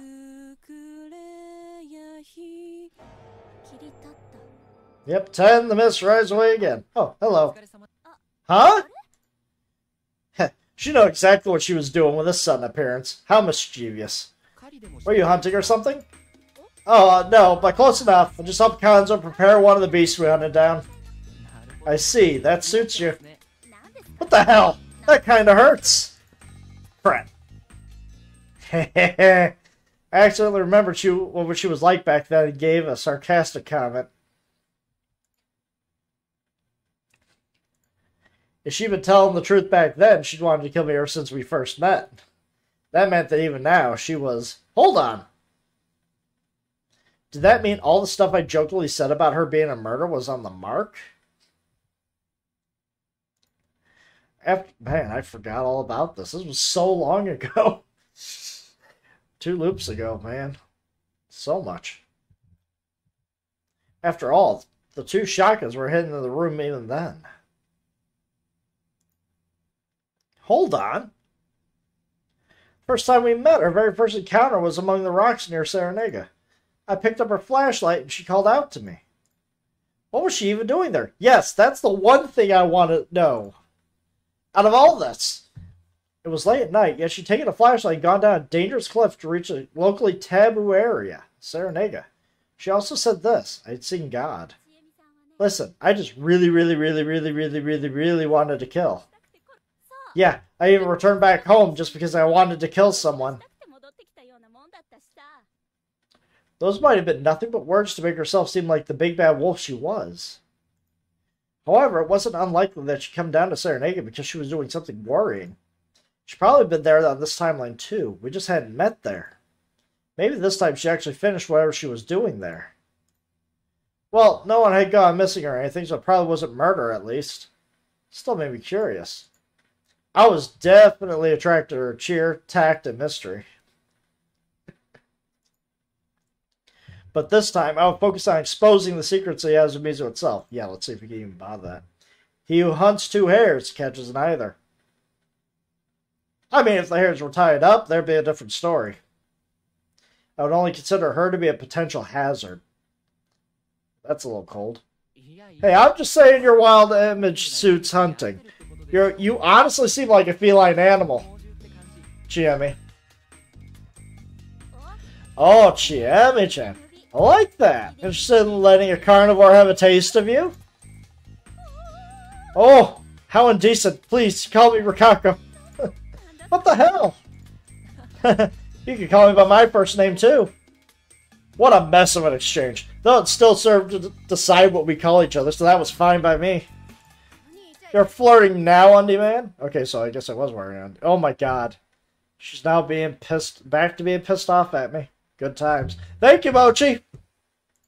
Suddenly we were joined by Haru, holding a stick. Die! Huh? I'm actually getting chased by a girl because of loot stuff. What is this, a 20th century manga? Undie Man. Undie Man. Undie Man! Oh my god. I was worried that nickname was spread. I really hoped it didn't. Couldn't have predicted that I'd run out of time just calming Haru down and preventing the nickname from taking root in their minds. Well, so much for that. The mist. No way. No, not the mist. Was she afraid of the mist because of whatever happened 8 years ago? Haru, calm down. Chiemi, where should she go? Spur of the moment, I went and called her by her first name, which I was pretty sure she didn't like, but no one could care right now. I'll take her to the dorm, wherever you go. Alright, end up staying in the prefab. Huh? Why there? What about the hut? I'll be staying there every day starting tomorrow, so I thought I had to let the visitor have the better place this time. Haruaki, how considerate. Stop wasting time. Hurry up. Rikako, you take Mako. Very well, Mako. It's time to cleanse, shelter, and dream. Okay. Haruaki, I'll show you a shortcut, so let's go together. Haru, can you walk? Mist. Mist, no. Breath. Breath's chasing sound of claws. Looked at she at me and she nodded. I picked Haru-chan. No. She was pale, her expression was empty, and her body was shaking, locked in a fetal position. Just what had she seen in the mist? What had she gone through? Hesitantly tightened my grip on her. She meekly grabbed into my jacket. I had no idea if I could get along with her, but it wasn't impossible. While on the move, I noticed Hashimoto head to the hut I provided him, so all seemed good on that front. After leaving Haru to her dorm room, I said goodbye to her, Chiemi, and the two guys there, who were waiting for Haru in worry before making my way to the construction site. You get there easily through the path behind the dorm. Don't slip along the way. She also told me how to prepare for the feast, was generally pretty nice about it, too. Pretty annoying that I couldn't just tell her that I knew it all. Hopefully we'll remember to check our stomach when we wake up. By the time I arrived at the prefab, the sun was down. Oh boy. Began checking how I'd fare here. I'd take only the bare minimum of food and water I had here. Came prepared, but I didn't want to have to use the bathroom until morning. This was the shabbiest sleeping spot yet, but since I was pretty awake, that allowed me to think a bit more. Alright. I will be right back. I have to pee, so give me a minute.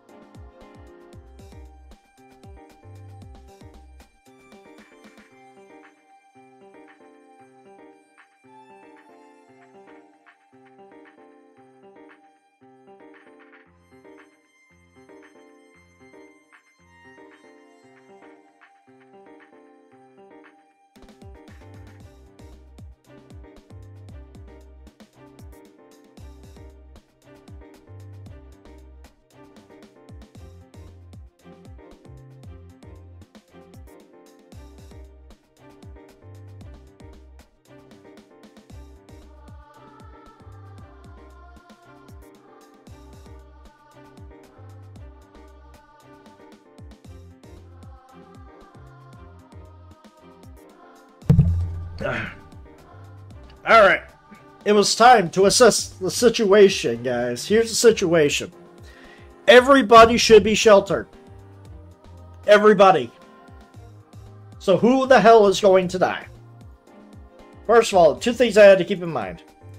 Yudai was joining would affect the feast. And whether I could find out much about the feast in Fujiyoshi from Haru. The form would probably be made obvious by tomorrow. If he died despite all I'd done this time, I'd be out of ways to help him survive. I'd have to start considering if there was something inhuman at work that was actively trying to prevent him from joining. If he did join the feast, though, the Guardian assignments would definitely change, just like they had when Mamiya and I joined. That would be neither good nor bad. However, the info I gained the first time when I couldn't participate at all, and the second time when I participated as a snake were completely different. Naturally, there was a change in human relationships and who benefited from them. And now with this change, I would get to know people I hadn't interacted with much yet. Especially Haru. I can only hope that being the Undie Man didn't result in her avoiding me. Yeah, that's gonna make things harder. Are you sure Mochi's not a wolf already? That reminded me, Mochi was the reason for my new title. Was he the biggest obstacle on my path towards the truth? Nah, he wouldn't admit it. But the guy liked Haru and was jealous that I was getting between them. Also, he was the one who killed Haru last time. Was the sad face I saw on him the day after just an act? I had no idea, but I could totally imagine him killing her, only to regret it right after. Oh yeah, Yasu also revealed his fears for Chiemi right before she killed him, didn't he? She'd instantly shot him down, though. Seemed like she felt the same way the first loop, so it was probably true. Or maybe I just wanted to think that way. Then again, being liked by Chiemi was that she wanted to kill you, so I wasn't sure if I was happy about that. That aside, as a wolf and as a human, he was a player skilled at debate and consideration. His words were rarely far from the mark, and he had influence over his mother and his friends' votes. He wasn't self-righteous or some kind of loner, and with a good back or spurring him on, he could be an excellent human player. If he was a wolf, though, I'd instantly know it from his lack of enthusiasm towards the feast. Maybe that would be considered cheating, but whatever. We'll keep going back to that. Meanwhile, though Chiemi had done some bold things during the last feast, she wasn't a very active participant in the meetings themselves. Probably because, just like Mochi, she played cautiously as a wolf and avoided drawing attention to herself. Taking that into account, Chiemi's whole hang me act the first day was pretty impressive. It was bold for a wolf to make such a self-sacrificing play at that stage, but it was at that point people weren't yet ready to hang anyone, human or wolf. She managed to make herself look like a human without any real risk, and kept the act going until the end. I heard that Chiemi had a decently big impact on the feast I didn't participate in. If she became a human, she would surely be a valuable asset to the humans. Personally, I didn't want to be enemies with her again, but I had no idea what she thought of me right now before the feast had even begun. She herself had told me that she'd always wanted to kill me, which meant that the kind she displayed to me so far could have been an act. That wasn't a pleasant thought. Rikako, too, seemed to be pretty fond of me. It was probably because of her idea that I was a special person who could do something about the feast. Wanted to do something about it, but saw no possible way at this point. Couldn't help but worry that I had disappointed her again. She was pretty passive at the feast, and her votes often prioritized local folklore and fairness. She did some pretty dangerous things, though, like trusting me without any real reason to. However, as a descendant of the Uematsu family, she knew full well just how scary the feast was and how to deal with it. The fact that she knew Mako's position was pretty important too, and would surely be important now. I wasn't sure about Mako herself, though. If she got a garden, Rikako handled her well, it'd be all good. But if that wasn't the case, I couldn't expect much from her in the feast, and her votes were based on how she felt at the moment. She'd be an uncertain factor and nothing more. Rikako let her vote as she pleased, probably to hide that they were communicating, which wasn't great. The old man cried, "Wolf was even worse, though. What the hell was that guy? A senile old man? Really didn't seem like it. Kanzo had said that he'd survived the previous feast. Never said anything important during the feast, but he had a vote worth the same as everyone else's. He also pretended to be the spider last time. Though Rikako came out as the spider as Mako's representative, she was essentially the real thing. Claiming to be the spider, despite that was only meaningful if you were the badger. After all, if the badger presented themselves to the wolves once enough, the humans were out of the game, they would have a latent ally, which would be pretty good for them. And if he was capable of thinking that much, but he wasn't just senile. Quite the opposite, in fact. But the idea didn't click with the fact that he'd always end up getting hanged. What was he even after? I had more than enough evidence to conclude he was insane, but that just made spending time thinking about him much more of a pain. While Kanzo's actions and goals were obvious, he was hard to control. He'd been handling the feast based on his experience from the other ones. It was a relatively logical approach, but he wasn't flexible at all. He was extremely overbearing when it came to the flow of the conversation, and didn't like making unnecessary sacrifices, and didn't mind, which eventually led to a lack of stability. He also had a weak point in Haru. When it concerned her, he would become dangerous and violent. The other elder, Tai, was simply a hyper-traditionalist who resented the younger folk. In certain situations, it was easy to get her to vote right, but in others, she was nothing but a hindrance. She was also Takumi's weak point, and handling that whole matter was difficult. Tai's opposite was Yoshi. He didn't care about tradition and hated the elders as well as the village heads. He was also the intense type and could easily mess up the feast. It was also impossible for him to make peace with his mother and brother and enter the Yasu faction. But if left to his own devices, he could break the rules and get eliminated from the game the first night. Handling him was difficult. His mother, Kaori, was generally a passive player, who followed Yasu but had a tendency to do unexpected things. When Yoshi died, she tried to poison everyone's food, and she had also tried to bend the feast rules to leave a dying message. She was the sole source of decent food here, and honestly, I wanted her and her sons to survive until the end. Then there was the man who understood and loved her, Takumi. He was important as a facilitator and a mediator, keeping Yasumizu unified despite the tribulations of the feast. He had a lot of weaknesses, though, such as his antagonism towards outsiders and village heads, as well as his tendency to do unnecessary stuff on his own. However, all of it was outweighed by his popularity, charisma, and sheer strength, which were useful every now and then. Overall, he was someone I wanted to depend on. He really had to form a trusting relationship with his brain, though. Now, Kyoto was really hard to evaluate. He often said they didn't have to. He often said things that didn't have to be said. Couldn't read the mood. Tended to create conflicts between himself and Yasumizu's people, but despite expectations, he ended up surviving. To our detriment. He actually wasn't wrong most of the time, but his presentation alone often ruined it completely. He was one of the few village heads of the group, so I could at least count on him to prevent any unfair votes towards Rikako. But besides that, just remembered he was a doctor. Could he examine the dead bodies? Why did I have to do it when we had him around? He hadn't insisted on examining a single corpse so far.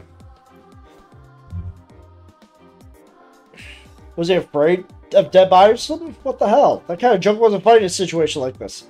Besides them, there were the journos.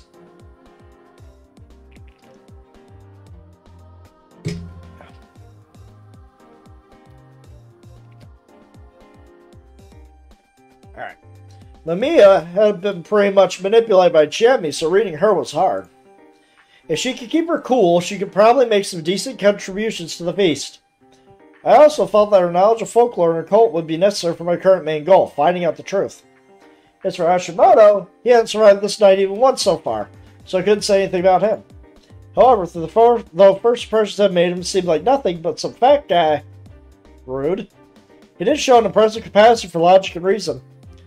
If both Mamiya and Hashimoto survived, I imagine they would perform really well in the feast. Of course, it was hard for them to pass the barrier all outsiders face here. Then there was myself. I was most suspicious here, and the one most likely to get hanged. Last time I've been able to survive because I was a snake and leveraged my role well. It helped me get Takumi and Rikako over to my side, as bad as that sounded. However, there was no guarantee it would happen again. It was best to assume it wouldn't. In that situation, I have to focus on helping my side emerge victorious with myself still alive, rather than just helping my side emerge victorious. Even if I could loop, there was no guarantee that I could get into a situation where I could be hanged no matter what. That was a heavy thought to have, but I have to believe I can make it and keep pushing onwards. I had to keep going. Here we go. Suddenly I felt drowsiness come over me. I've been so busy during the day that I ended up more tired than I thought. It's time to cleanse myself. Took off my clothes, wiped my body, stitched in my pair of underwear, switched into my spare underwear, and that was that. Locked the shabby-looking lock, and returned to my bed, if you could call it that. What would I do if the door suddenly knocked down and some scary werewolf monster came in? Trying to keep myself on my toes, but my brain knew it wasn't how the feast worked, so I just relaxed and let me to sleep. I'd be safe today. I wouldn't die today. I'd like to think about what came next later. I felt a strange pain all over my body. Oh boy. I might be the wolf. Next, I felt that something was way too red. I could see the light of the outside through my eyes, and though that meant it was dawn, but it wasn't the case. The morning sun had a bitter orange color, but this red right here was darker and colder. I also opened my eyes. I also felt like my eyes weren't even closed. Why was I unconscious with my eyes open? Not only did my body hurt, but it was cold as well. Too cold. I was sleeping on the ground. My hair was on some gravel, and my hands felt grass and mist. It was cold. My senses awakened. No. It was more like something that had been cut off and suddenly returned. It wasn't quite the same as the typical morning, and the bizarre sensation took me a moment to adjust to. I was outside. The moment I realized that, all blood left my face. I tried to jump up, but then I realized my body was sluggish and that my body temperature was extremely low. Had I been out in this cold mist for that long? My mind was in better condition than my body, at least. Why was I outside anyway? Had I broken some taboo and I didn't know about? Did the prefab count as outside? Would I be taken outside and killed because of it? Maybe there wasn't even a reason for it, like, for that. Could have been that I'd be used as an example. If you died in the feast prep this time, no one would die tonight. But perhaps that was a bad thing for Great Lord Shaddai. The existence of the penalty, the corruption, was best made through example. A simple mess of a corpse was enough to prevent people from trying to escape or walking out at night. However, no one broke that rule. No example could be made. It was actually entirely possible to make an example without anyone breaking any laws. If there was a corpse tomorrow, everyone would just assume the victim had broken the law. No one would question the Punisher's decision. Well, we hadn't had any unexplainable victims of the corruptions thus far. That was my assumption anyway. Rikako going nuts made absolutely no sense, but it wasn't even clear if that was the corruption, so I would just leave it at that. Besides that, all instances of the corruption so far seem to have completely plausible causes behind them, so I assumed that the Punisher was fair. But could I trust their benevolence now in this situation? I was an outsider who was barely known here. That kind of made me the best person to make an example of. Had I been too optimistic to assume I wouldn't die today? My throat was dry, which made me feel even colder. My irritation and panic broke my tolerable limits and finally regained my senses and control over my body. There was red light all around me. Its source was distant, but lit up the entire mist, giving me a bewitching and unsettling shine. Made me both uneasy and scared. It reminded me of the first mist I'd ever seen, even though it was late at night right now. However, unlike the first time, I didn't feel any beasts nearby. I strained my eyes to look into the mist, and realized I had someone at my side. Or rather, I realized there was a humanoid silhouette within the red light. Ooh, I could be the monkey this time. It was a girl. Haru. Her.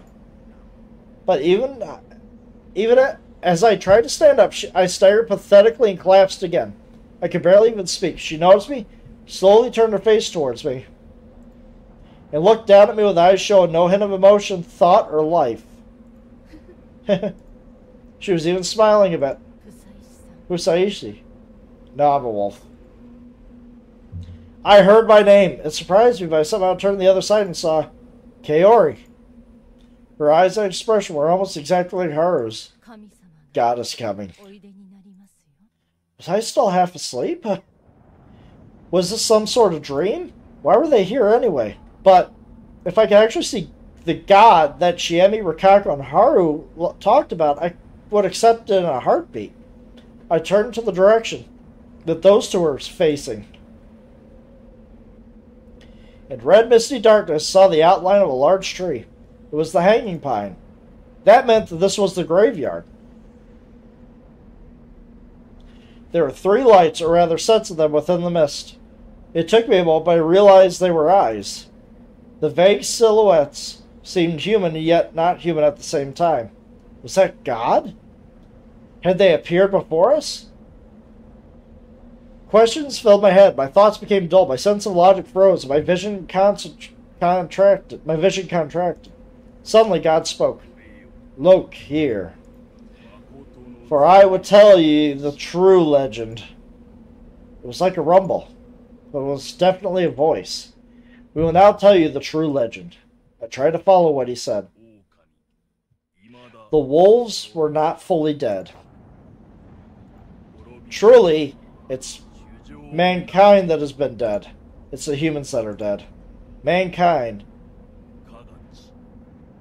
Snake, ape, crow, spider. Human, snake, monkeys, crow, spider.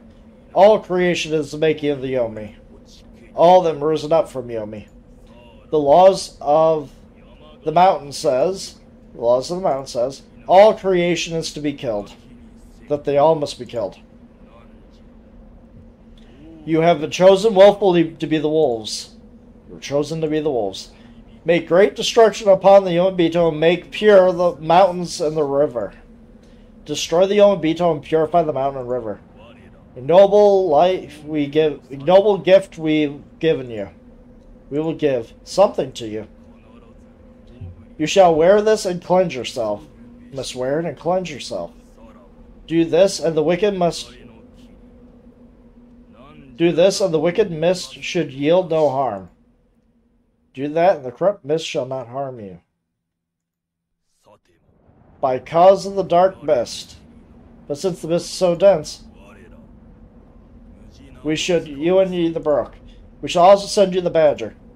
Tomorrow at night this time, Alonium Bitu, we shall inspire to be your sworn brethren. Okay? So it'll be the next day we shall get the badger. This worthy broke your not be, and it's our help unto ye. This badger will be a guardian, and it is our help to you. So the wolves always got such detailed explanation? They were low in numbers. Humans received other guardians. They were under pressure to lie at all times. They were surely conflicted about many things. The wolves were actually at quite a disadvantage here. However, they had more information. They knew their allies and enemies, and about the existence of the traitor known to the humans. Hear this well. Should you draw blood of a man by every night, you shall. Anyway, draw the blood of one human a night. Anyway, seriously. Did he have any idea how hard that was? Or ye yourself would die. Otherwise, you will be the ones to die. Threats too, huh? It may none otherwise betide. Do not doubt this. It may none otherwise betide. He just repeated it for effect, surely. Really wanted us to believe him. So the three of us were wolves. Oh yeah, baby. We get to murder people this time. I had no idea if that was true. Hell, I didn't even know if this was real or not. Then the red light became weaker, or my consciousness began to fade. I had no idea. But soon enough, it was all dark.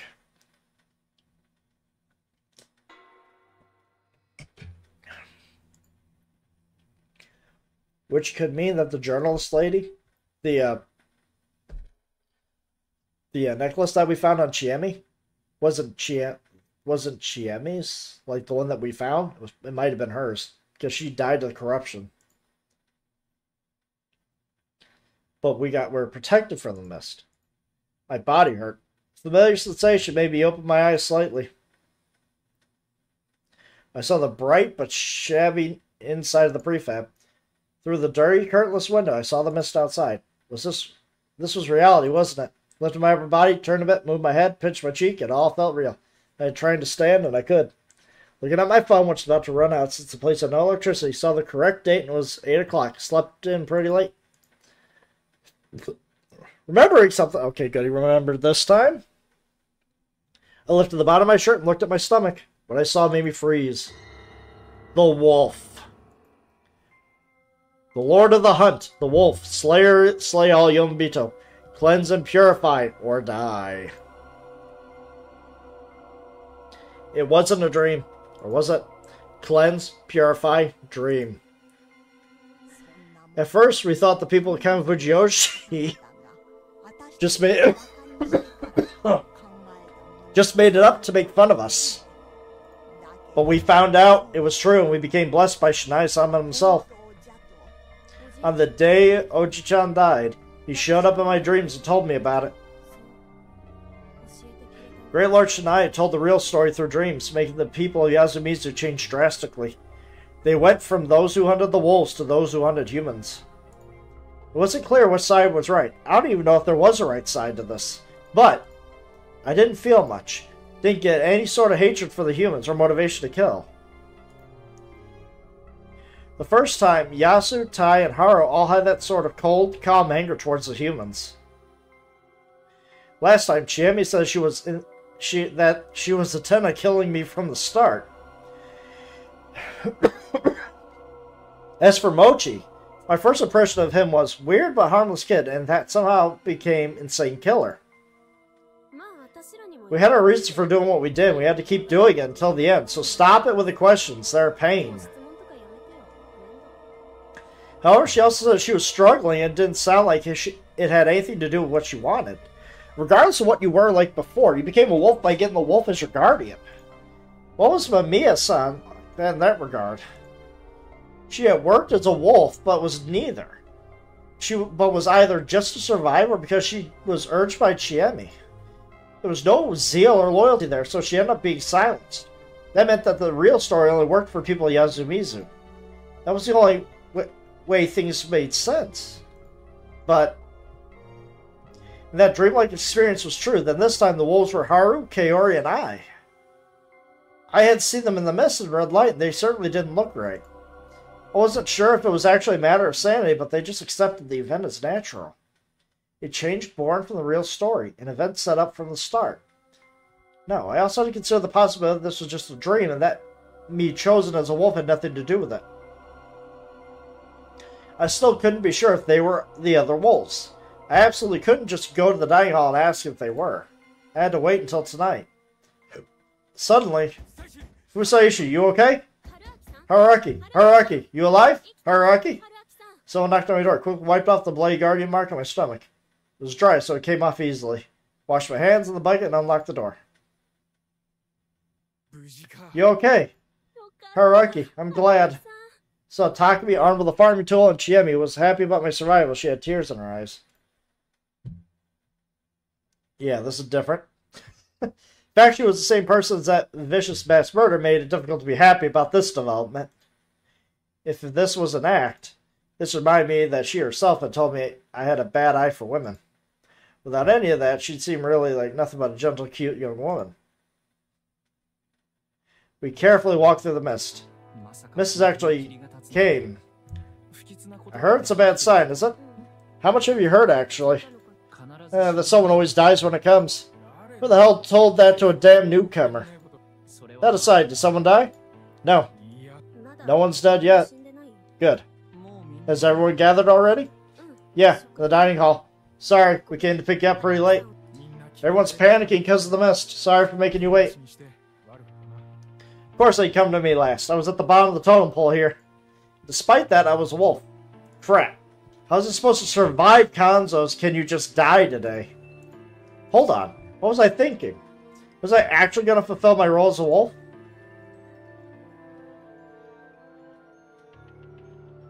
We got no choice, man. If we want to get through this loop, I would actually create those awful pile of corpses. I didn't want to do that. I wasn't beholden to some weird legend. There was no need for me to play along with this insanity. Well, yeah, well, if you don't, you die. Also, you just reveal who the wolves were on the first day. That'd keep the sacrifice at minimal end. No, that'd result in my own death. I had to think carefully. Yeah, dumbass. We gotta survive. The point is, we have to survive. If we're the wolves, guess what? Facts are facts. Everybody gonna die. I had to survive. I had to survive and escape the loop. This wasn't a matter of just leaving Yasumi's or Fujiyoshi. I actually ended up the feast once and escaped, yet the death loop still continued. Hell, the Feast of the Omi purge and the general mystery surrounding Fujiyoshi still wasn't over. Honestly, I had no confidence if I had been in the right mind when I decided to actually move to Fujiyoshi. It felt like all the characters and stage props were here gathered to bring about nothing but tragedy. Until I solved all the mysteries here, the supernatural forces here would continue to terrorize me no matter how far I ran. There was the possibility that surviving as a wolf would solve everything. Though that wasn't a pleasant thought. Perhaps I'd come back to life, return from Yomi, over and over because of the local Yomi inhabitants. So in order to solve this, I had to become a wolf and kill them all. Right, this could be the right path. Haruaki? Huh? What? What's wrong? Something bothering you? Kinda worried. Actually, quite the scaredy cat. Can't blame you. Would I have to kill them too? Can you handle blood? Huh? Why are you asking? No person died, but, well... Their expressions turned dark. I saw the plaza. There are 3 wolves. Yep, just like last time. Tai Yamawaki was at the Okuba with 3 Omotsu Okami symbols painted on it. What do you mean? I'll tell you later. The exchange was exactly as I remembered. Still knew about all this, so I had to be careful to stay in character.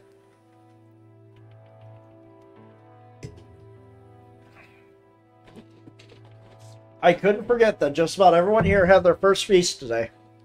They didn't have the knowledge or experience, so no one had killed anyone yet. If I went and said something weird, they'd suspect me, so I had to act like the confused newbie. As I approached the plaza, I noticed a strange stench.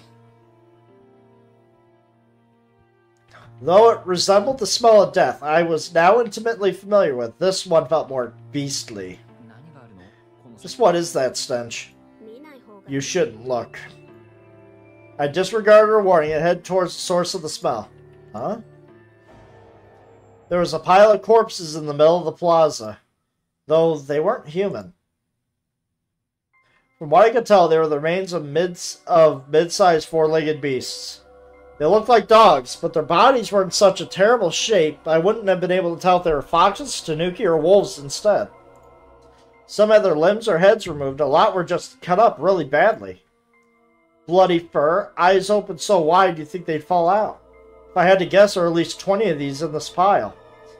It was about as tall as the back of a smaller adult, reeked badly, but more than that, it was just disturbing. Crimson fur, countless fangs, claws, eyes. Seemed like an original idea for a fantasy murder. Indeed, monster was very apt. It was almost a monument dedicated to Yomotsu Okami. Perhaps this was the example this time. Don't touch it. We're throwing it in Serenega later. I wasn't planning on touching it. It was basically a heap of potential diseases. Wouldn't dumping in a river be illegal, though? Screw it. This wasn't the time to worry about stuff like that. Haruaki, you seem strangely calm. Well, you see dog corpses in town every now and then. Not sure how I'd feel if it was a person. Probably wouldn't affect me much at this point, to be honest. I'd seen too many horrible human corpses. You're alive.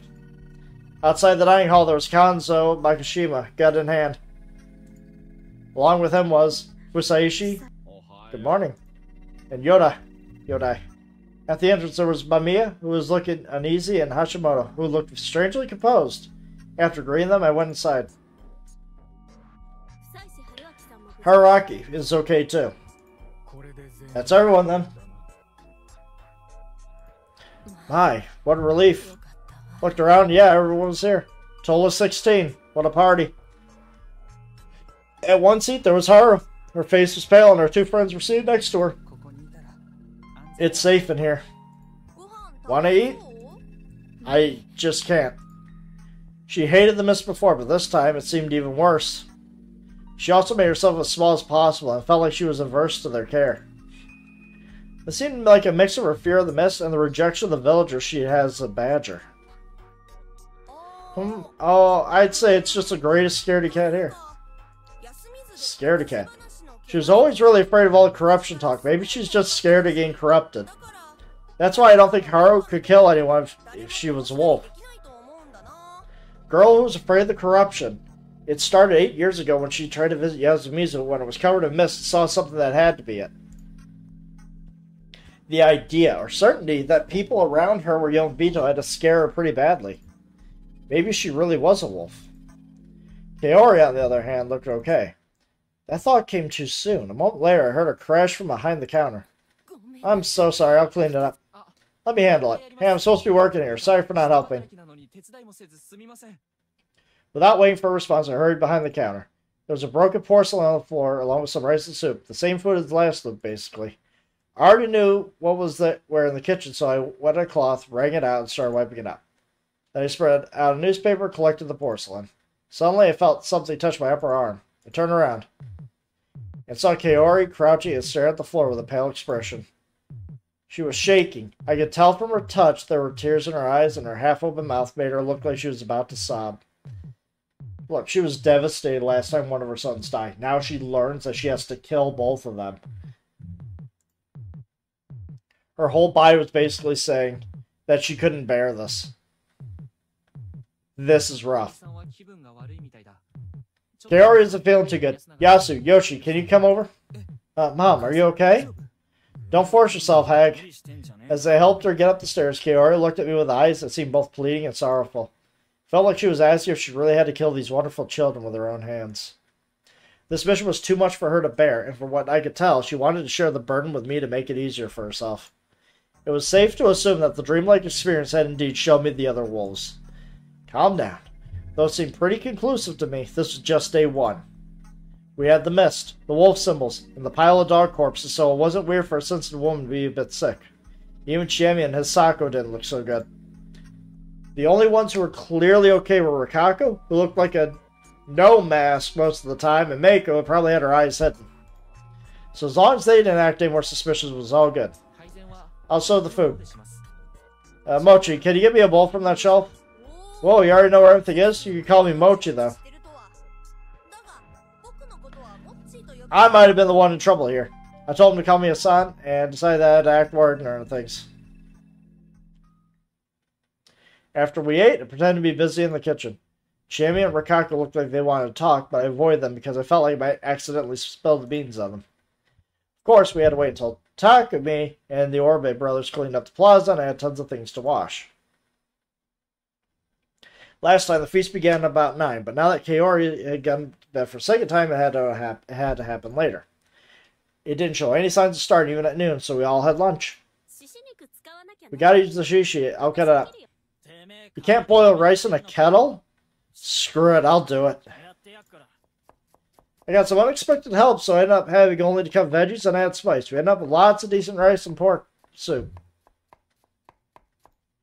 I hadn't expected Yoshi to know how to boil rice. Probably helped Kaori-san a lot. Haru, feel like eating? Yeah, and don't call me by name. Apologies, milady. Stop it, Undy man. I hadn't accepted that name, but trying to resist it probably would have made her antagonistic towards it, so I just laughed it off. Sorry for making you worry. What a nice smell. Who made it? Haruaki, Yoshi, and I helped out. Oh my, thank you, Yoshi. I just boiled the rice. Think you can eat? Yes, I'll have some.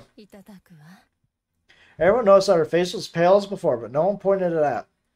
Kanzo was beginning to become irate, as it was clear we had to begin the feast soon. We're doing it after eating? Yes. Everyone, even Kaori, understood what was going to happen. I mean, as far as people that, if I had to choose to kill first as the wolf, Kanzo is number one on the list. He is too much in control. No, two people didn't. Yeah. Well, I understand that the road is blocked, but we can't get out by crossing the stream below.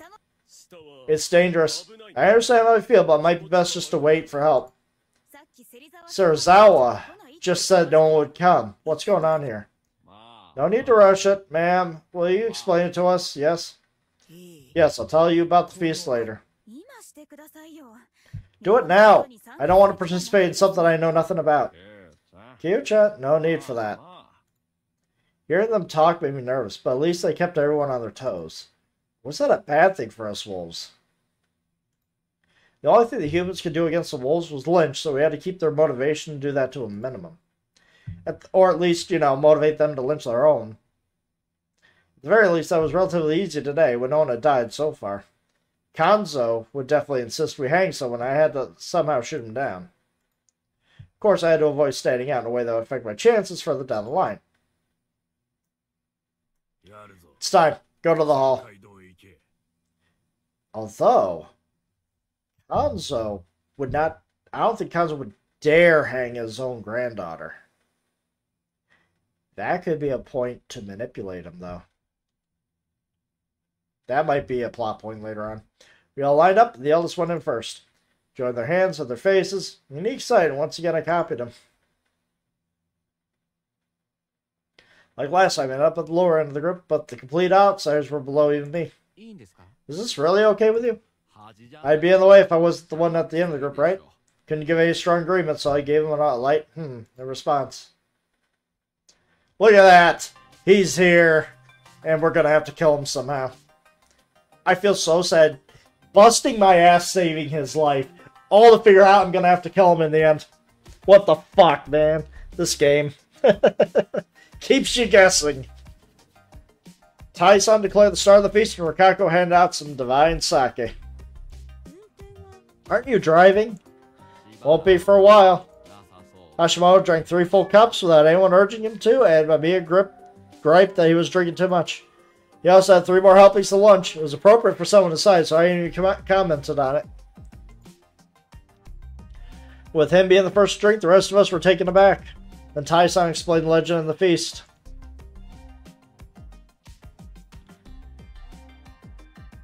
It sounds like a crime to me. Just like last time, after asking this and that, Mamiya eventually took that strong stance on the whole thing. But if we don't do it, we die ourselves. But, let's listen until the end. Then we'll have time for questions and we can share our thoughts. Okay? Mamiya had a stern expression, but her cool temper made her seem like a completely different person from last time. After that, Yasunaga pointed things out. Tai-san missed, like the amount of people the wolves could kill, the extra info on the spider, and whether any of us were in a feast before. Then, how do you know if you have a guardian? Hashimoto, who wasn't here last time, quickly pointed out more info that was missing. Kanzo then explained that they appeared on the stomach. I see. So that's why cleaning your body is one of the rules. The god doesn't want to touch sweaty skin. You talk more than I expected. Oh, my apologies. I'm only quiet when I work. Makes it easier, so I restrain myself. He smiled, astonishing everyone yet again. At this point, all the rules except for the badger have been revealed. Well, we kind of went off track, but what do we do now? We got some dead dogs. Was not like a person died, right? What if it's just someone in Kevin Fujiyoshi trying to intimidate us? Bachan says that happens often. That was news to me. Well, my Oba-san said that the people from here used to release shishi blood into the field water. I do not believe they still do that. From what I can tell, most of the people there just outright ignore Yasumizu. Barely anything connected the two places anyway. Some from the hunting industry have ties to Kanzo, but they still seem to respect you. Not sure I trust that. Well, Kanzo is the only one who can hunt at the base of Shinai-san. That was some interesting info. He's the only one that can hunt. Anyway, good point. The only ones still trying to do something bad to Yasumizu are school children and the village heads. Again, with the unfair mudslinging, the village heads are far too busy for that. Unfair? Their whole mountain festival seems like one big Yasumizu bullying event. I think we could even take them to court and win over it. By the way, Mochi. What? You're not the one doing this, are you? Oh, that's possible. It was? Eh, but too bad. Flaherty thought of me, but I didn't do it. Have you even seen that pile of dead dogs? How could I even do that? Good point. You know, I stole a Nosato. I had them buy me a lot of guinea pigs for my birthday. Played around by drowning them in a pond.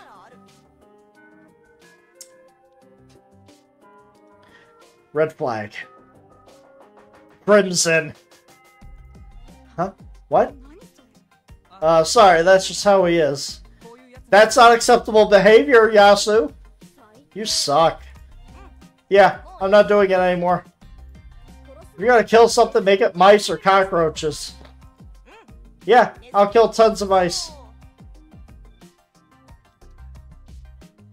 I mean, that's... Knowing that he's a sadist like this, yeah, that doesn't make it any better at this point. I could tell that weirdos here were making Mamiya uncomfortable, but Hashimoto was unfazed as always. I had a feeling that the new info I was hearing here came from the fact that no one had died, so tension levels were low. Anyway, what do we do about the feast? Can I suggest something? You made the first move? I recall hearing that Takumi was the one who moved first very first time. He revealed that he was the snake. Last time, one of the monkeys, Kanzo, suggested that I die. The flow of events had changed, so maybe he didn't have the guardian this time. Perhaps it wasn't a good idea to decide who had and hadn't have guardians based on that alone. Just adding Hashimoto had changed the course of discussion completely. And this time, Chiemi was the girl that criticized Fujiyoshi with her city dweller mentality, basically bringing her back around to how she was in the first loop. Last time, besides the strong words on day one, she stayed passive, only hesitantly making moral objections. By becoming a wolf, she greatly changed her approach to the feast. Now there was Kiyonosuke. I'd expect him to suggest we use a popular vote, but I believe he should become our courageous representative. He said that, while pointing at me. Are you telling me to die? I don't want to use such strong language, but I heard that's what you came here for. I mean, checkmate right there, buddy. He's not wrong. That's how we got into this village. It's hard to choose the first one, but when the first hanging does happen, the crow can reveal themselves. I didn't expect that idea to come from him. That was basically the same approach as Kanzo's. Hadn't he voted for me the first day too? Crap. Sorry, but do you have any idea what you're saying? Yeah, how can you tell someone to die for no reason? They saw on TV the first one who talks, the shadiest one. If he was by himself, his suggestion would have no effect. However, I'm with Scrawny no Sato. His agreement was bad news for me. What are you talking about? A human can die for Yasumi's sake. I can do that too, but I need to watch the feast a bit longer. Why the hell would we need that? I've survived 2 feasts. He was telling us now? He didn't tell us that last loop. I know what we gotta do. We gotta hang. If humans are afraid of hanging, humans will lose. Uematsu, pour him some more. Crap. Things were moving on just like last time. I played off with some vague words back then, but would it work now? Let's calm down. It's extremely dangerous to decide who dies based on only one side of the table. I understand what Kanzo-san is saying, but we can't just easily say that he's a wolf. Wolves can use logic too. Just because something makes sense doesn't mean we should accept it without question. Yasu, what is right in the situation? Why must we hang anyone? According to Taiba, we're not allowed to kill anyone outside the feast. Breaking this law means death. There are 16 of us here. 13 are human, 3 are wolves. If we do the feast and randomly kill one every day, we can get rid of the wolves eventually, but if we don't, our chances are 0. If we skip out on the killings during the feast, the wolves would just kill one each night, and we would quickly die. However, not even I am sure if there are wolves here. I really don't know if they would kill people. If this is just a simple miss, the rest is just some sick joke. The wolf is really coming. My God. The old man finally said really. He finally said another word. Everyone was surprised, though they suddenly began to speak. Pretty used to it by now, though. Listen. Wolves aren't as simple as they seem. Oh my God, this is the most unique dialogue he's had this entire fucking game. Yomi's the mountain. I spread the curd up because the mountain said so. Yomi is the mountain? What nonsense is that? Shinai-sama's on the human side. A mountain doesn't take side. Mountain's whimsical, cruel. If it's angry... Oh, if it's hungry, it'll eat the people it raised. We got a feast! My God, this is the most he's ever talked and most helpful he's been.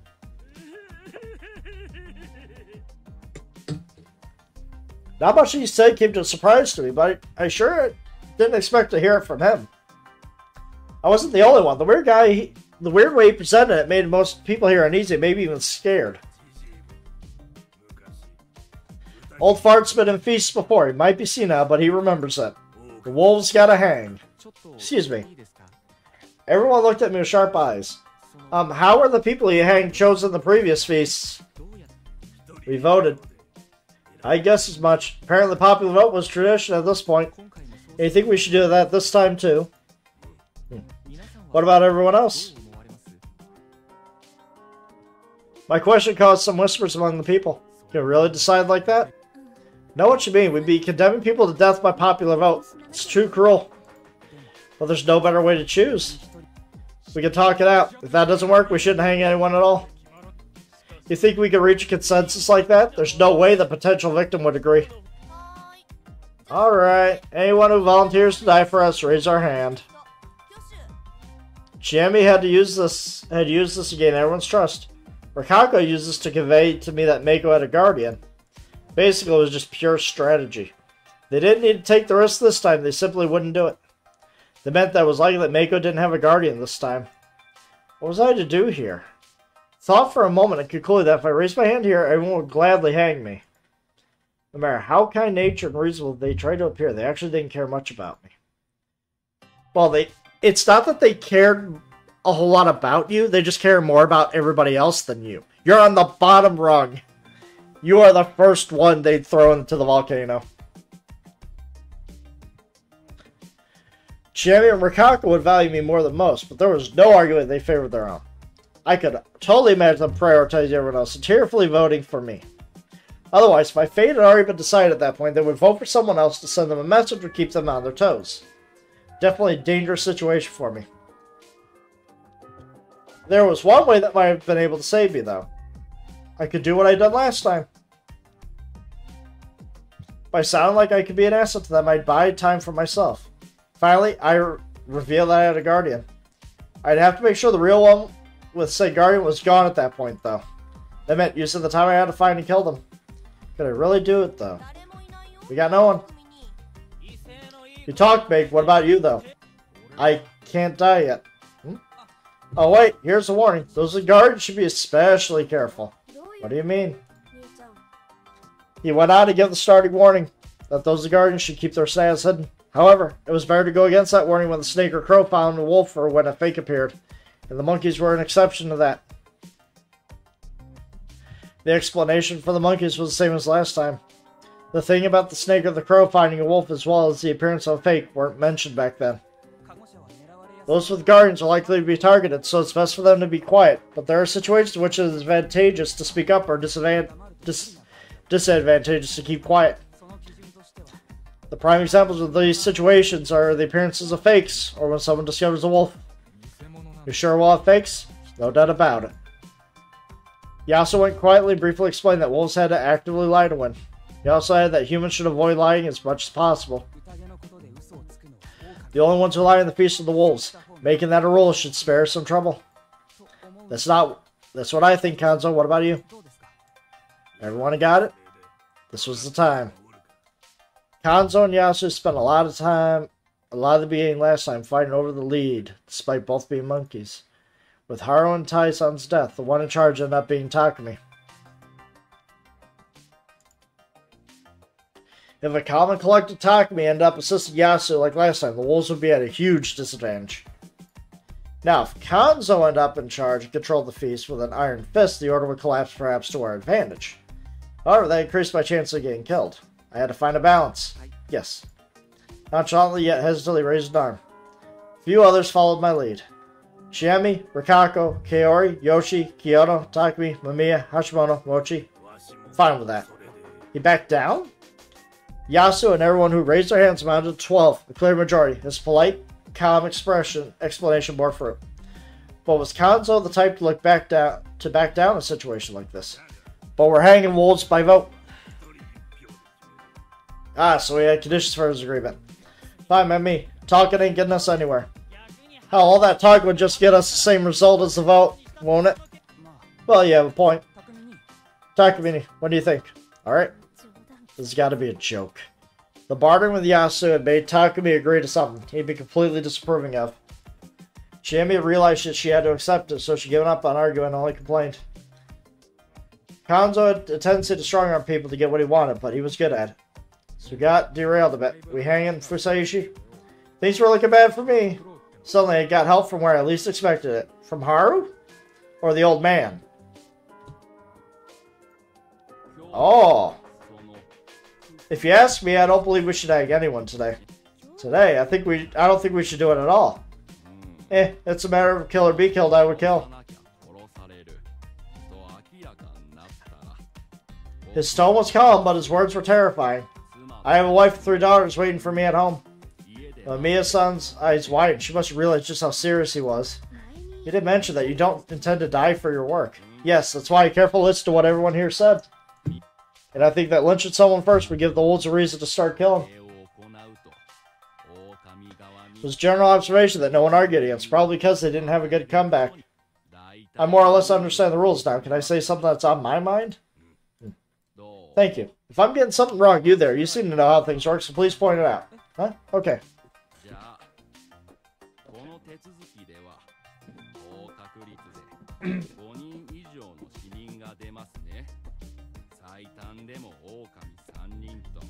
One more caffeinated drink for the road. I'm off tomorrow, so I don't care.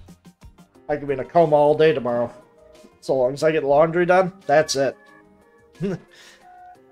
Alright. Now, in this process, at least 5 people will die. A minimum of 3 wolves and 2 humans killed at night.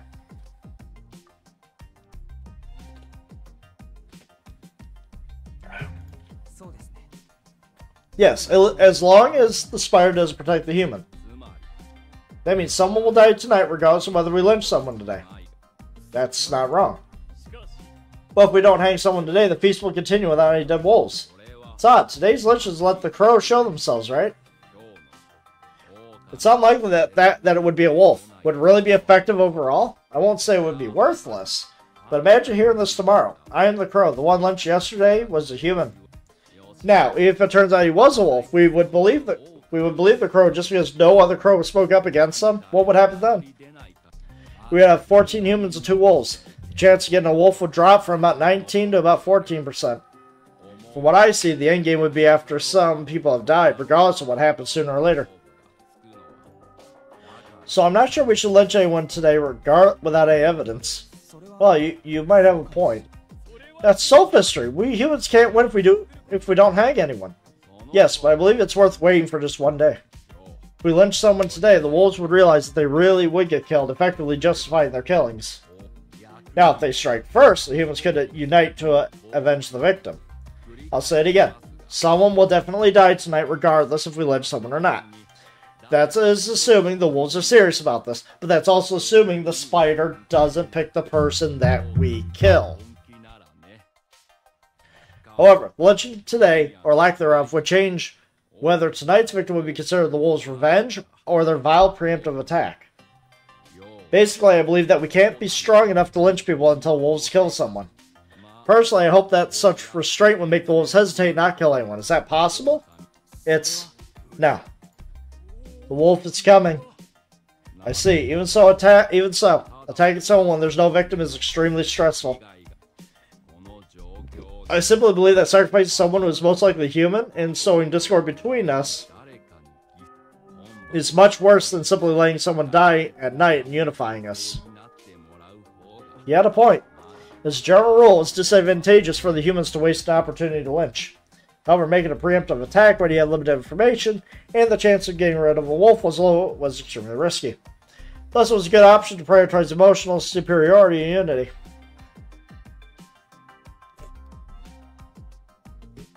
Not many people could argue against this. Hashimoto was just too good of a speaker, the opposite of Kiona. His suggestion was beneficial for the wolves, but only for now. It would be far more difficult for us to kill someone tonight. Upon hearing him out, I believe that Hashimoto has a point. We don't fully know each other yet. Killing someone in this situation would be a waste. I thought the same thing. The feast thing is controlled primarily with information, right? What do you mean, Q? You decide who is a wolf by taking time to see who sides with who and who says something strange. Since you made a rule humans can't lie, the wolves who must lie will eventually slip up. Seems right to lynch them once you find them that way. Might even be cases where a single clue can lead you to know who all the wolves are.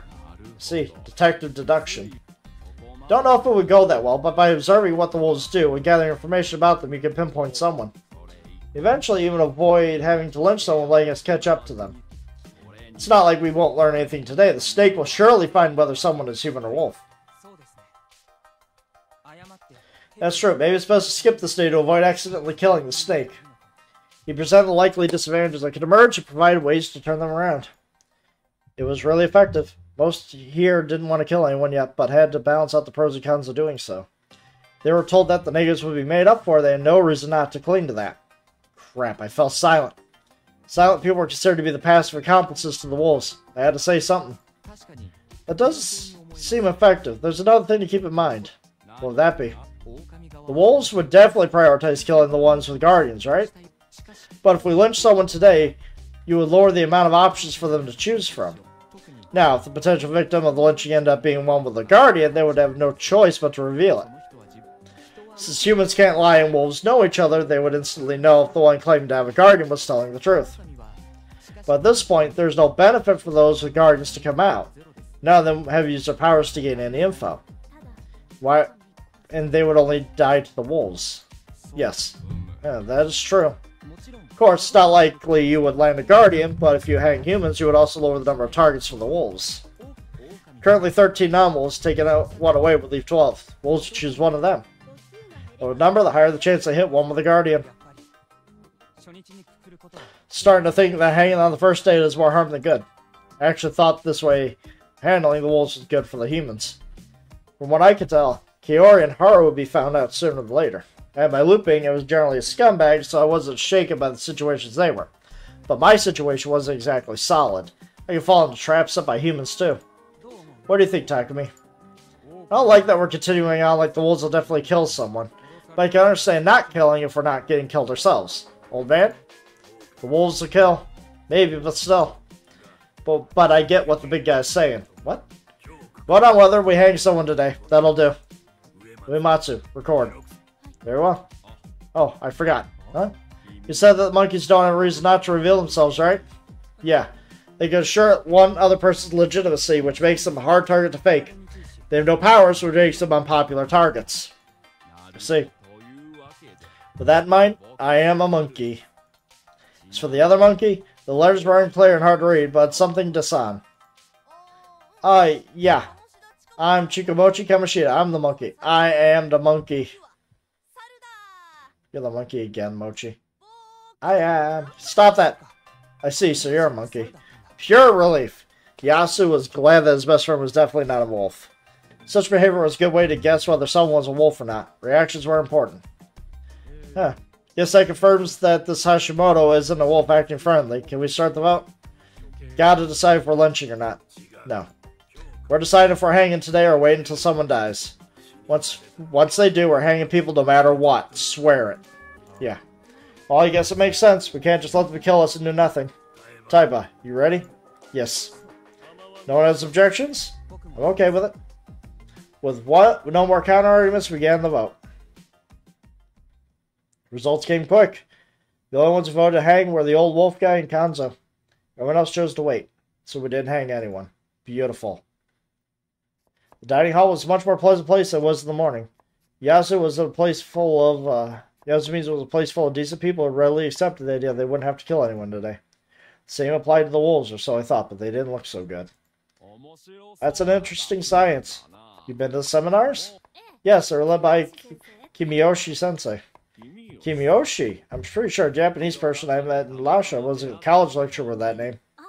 Oh, that has to be him. He specialized in, Tibetan languages, so he travels there every now and then. See, what a small world. At least to people like you and him. Another reason was Hashimoto. Once he stopped being silent, he turned out to be extremely sociable and understanding. The dining hall would fall silent every now and then, so he walked around and talked to people, bolstering morale and seemingly naturally suited to the role. It wasn't exactly a jokester, but everyone who talked to him seemed to be having fun. Got a faint smile out of Haru. I wasn't jealous or anything. I did wonder why Jimmy hadn't told me much about her specialty, and honestly I had no right to be jealous. I had already used my loop to get together with two women. No, doing what I did back then seemed the best thing to do with the situations, and... Putting Haru aside for a moment, both Jimmy and Rikako were really charming. Jimmy was a bit unhinged at her core, but Mitsuji wasn't all that different. Rikako was fun, and her two-faced nature was kind of attractive to me. But, well, I really wasn't in a position to think about what came after the mist cleared. Wish to talk to you, Haruaki. Oh, sorry, I'm a bit busy here. I'm sorry, my apologies. I was making dinner with Kaori. I'd invited her to do it so we would be well fed and ready for tomorrow. Of course, this was to distract her from reality. Didn't want her unpleasant nature to take over and make her throw in aconite in the food, so I took it upon myself to cut the veggies. As I worked, I watched what was going on in the dining hall. I could see most of their faces from the counter. Last time, the first day was relatively peaceful, but this day was even more relaxed. Taisan's incessant prayers and Kanzo's continual stay at high alert made it a bit uncomfortable that was it. One reason for the good atmosphere here was the fact that no one had died yet, so it's possible that this was just some sort of sick joke. Another reason was the presence of the one who died at all the previous times, Hashimoto. He was a master at helping everyone lighten up. He even included Mamiya as a reason. Hashimoto was alive, and she wasn't a wolf this time, so she wasn't hysterical like the one previously. Though she was writing something with a troubled frown on her face. Gathering material, I assume? Not sure I'll turn this into an article, so go in for a no for now. It's interesting, though. The occult?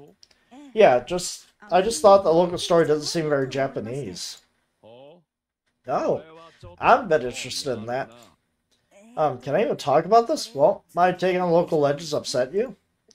Who knows? I'm kind of interested. I don't give a damn. I don't have anything better to do. How about you, Richan? This is your thing, right? No, work concerning the divine is Miguruma's responsibility, but I would be lying if I said I wasn't interested.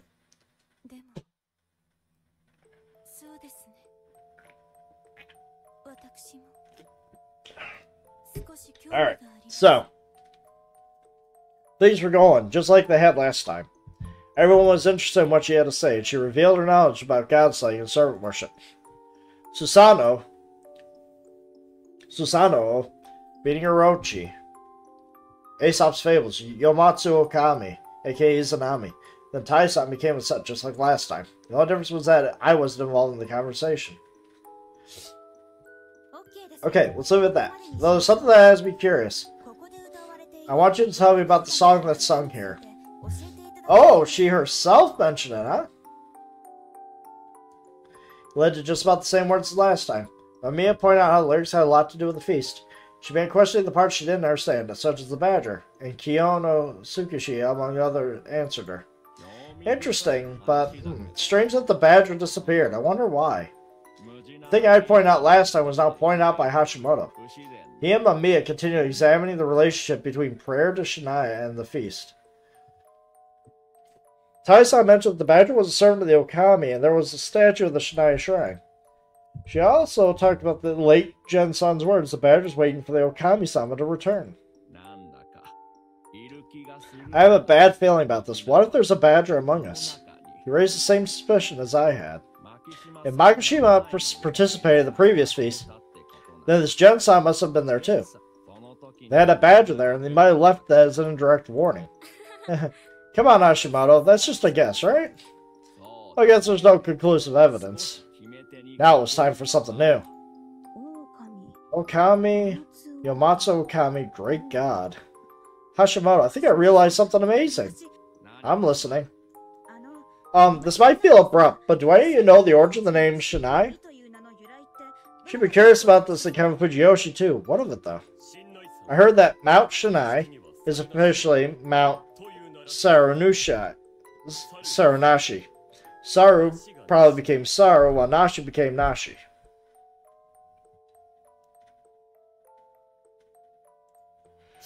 That's wrong, Nosato. Shinai-sama has always been Shinai-sama from the start. The authorities just changed the kanji to Meiji period because it was too hard to read.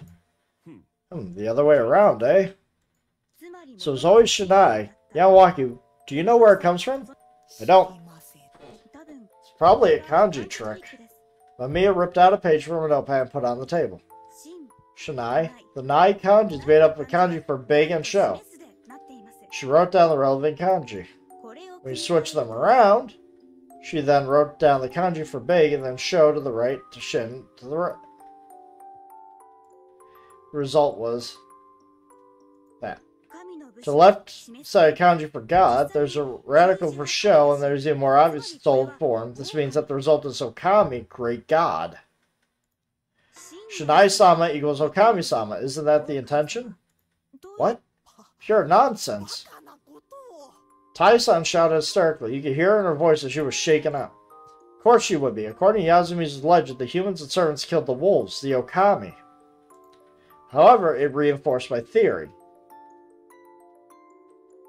I had lots of clues that led me to think that the Okami and Great Lord Shinai were the one and the same. His use of the corruption was one thing. Another thing was the fact that he was neutral in the battle between humans and wolves, or Yomabito and wolves. Yet another thing was the local outlook on life and death. If people went to Yomi upon death, they would go there regardless if they were hanged or killed by wolves. That was why they said Rise Not meant to go to Yomi and don't return. However, in the Shinai faith, the mountain was a place where corpses were buried, so it wasn't strange to be considered the same as the world of the dead. Anyway, Izanami lost her life after birthing many gods and after a lot of trouble ended up becoming the goddess in control of the Ninokuni. Nenokuni, sorry. Another name for Yomi, the underworld. There's also Nenokatsukuni.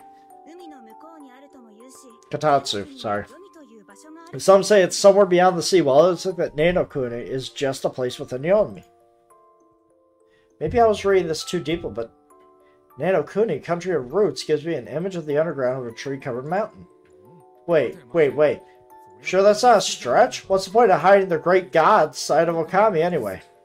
Maybe they did it so there wouldn't be any confusion with Omiwa Shrine, or maybe they warped it to incorporate it to Shinto. Maybe they needed to hide their faith. Hide the faith? They could have been in a situation where they couldn't worship the Okami-sama in public, so they had to hide it.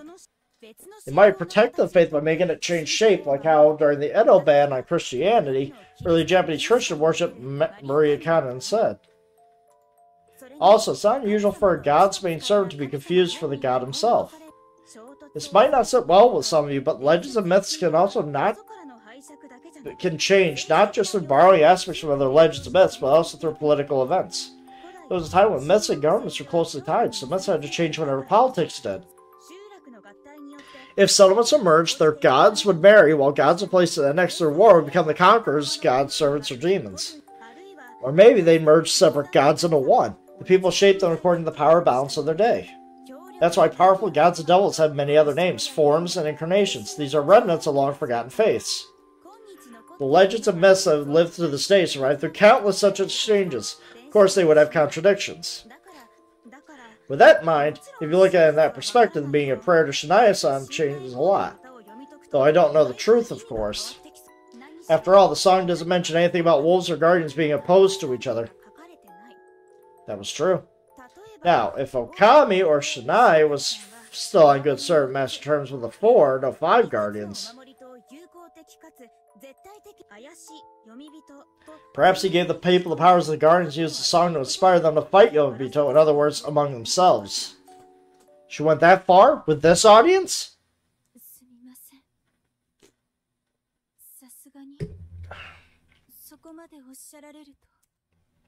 Look, Taiban's shaken. She is shaken to her core.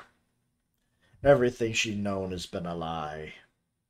And she doesn't have enough time left in her life to process it. Apologies, but hearing that is not pleasant in the least. Exactly. Don't talk like you know more than us. Naturally, Rikako and Tai had something to say about that. Oh, we're truly sorry. We're inquiring into these legends and myths because they seem credible. If they didn't, we wouldn't have to participate in this and instead insist on leaving and calling the police. That's kind of what I'm doing right now. I'd say you're half trustworthy, Serizawa. No one here is actually suspicious yet. But it just so happened that the badger was almost left out of the legend, but the legend of the feast rules were transferred through the word of mouth. We're simply afraid that you two, despite your extensive knowledge of legends, happen to miss or forget something important. It's true. Cannot deny the possibility completely. Matsu, but... Well, at its core, it's more simple than it seemed. Yasu, was it? Oh yeah. We agree that humans wouldn't lie? Well, if there was a human that sided with the wolves, a badger, basically, he or she would surely lie or do something drastic for the sake of the wolves, won't you agree? That's true. Even if it's nothing to do with any badger, we should be wary of such a case. But, like compulsive liars and allied to the wolves, see if they're human. We'll hang them on the spot, right? Yoshi had been sitting at the corner of the room and stared at a wall in boredom, so they spoke up. It wasn't wrong in the least, which was probably intended by Hashimoto. Appears we will have to avoid doing something we would regret. That's true. You don't have to tell us. We all live honest lives. Shinai-sama is watching us over us always. Like that. Simplistic faith that brings out the best of humanity. With that, I finally understood something. Yudai was the same type of person as me. He controlled people through speech and manipulated their emotions through words to put himself in an advantageous position. The difference between us was that his conscience, presence, and persuasiveness were far above mine. With age comes experience. And he was a human, an enemy to us wolves. Haru was in a seat near Yasunaga and Mochi's, not saying a word. Pretending to pick something up from the counter, I crouched down and looked at Kaori. With her back to everyone, she cut veggies and through her expression wasn't as bad as before. It was still full of anguish and unease. Time passed as everyone chatted, ate a larger dinner than ever before, chatted for a bit, and split up. The only notable thing was the moment when Mamiya tried to ask Kanzo about the previous feast. Hashimoto stopped her, though. Jeez, Haru. Notice Haru make a face, and part of me was relieved by that. The previous feast took her parents, that was the time she went in the mist and lived to tell the tale. It had been bad if she'd gone crazy again. Hashimoto seemed to have noticed that possibility, so he'd stopped Mamiya to prevent it. It's really good to help him survive? Part of me actually believed that. Sure, without him, I'd been a human and survived the feast, but it didn't solve anything. Becoming a wolf, making an enemy out of him was just an unfortunate side effect that came with letting him live, and I just had to accept that. After dinner, right when everyone was preparing to split up, Hashimoto whispered something to Takumi. Takumi's expression suddenly turned serious. Hey guys, listen up. Apparently Hashimoto had told him you should say something, and Takumi did exactly that. We didn't hang anyone today. That's why, if there are wolves among us, I want to believe they won't kill anyone tonight. If that happens, we won't have to hang anyone tomorrow either. That ain't happening. Maybe you're right. But if it does happen, it means that one of us here will be gone for good. These will be your final moments together. Keep that in mind and tell them everything you have to. You'll have less regrets that way. The bright mood suddenly changed. Mood turned heavy as everyone exchanged handshakes and gave their thanks to each other. Chiemi, Haru, and Yoshi became teary-eyed as Kaori said those words to her son. If I'm gone tomorrow, live strong, you two. She was a wolf, but her words were so honest that they both listened without a word. The village heads were seemed lonely, giving Tai and Takumi fuel for doubt, while Mochi talked to the old wolf guy. It was a moment when their relationships became very clear. Mochi. One particularly impactful moment was when Haru approached her lonely-looking grandfather.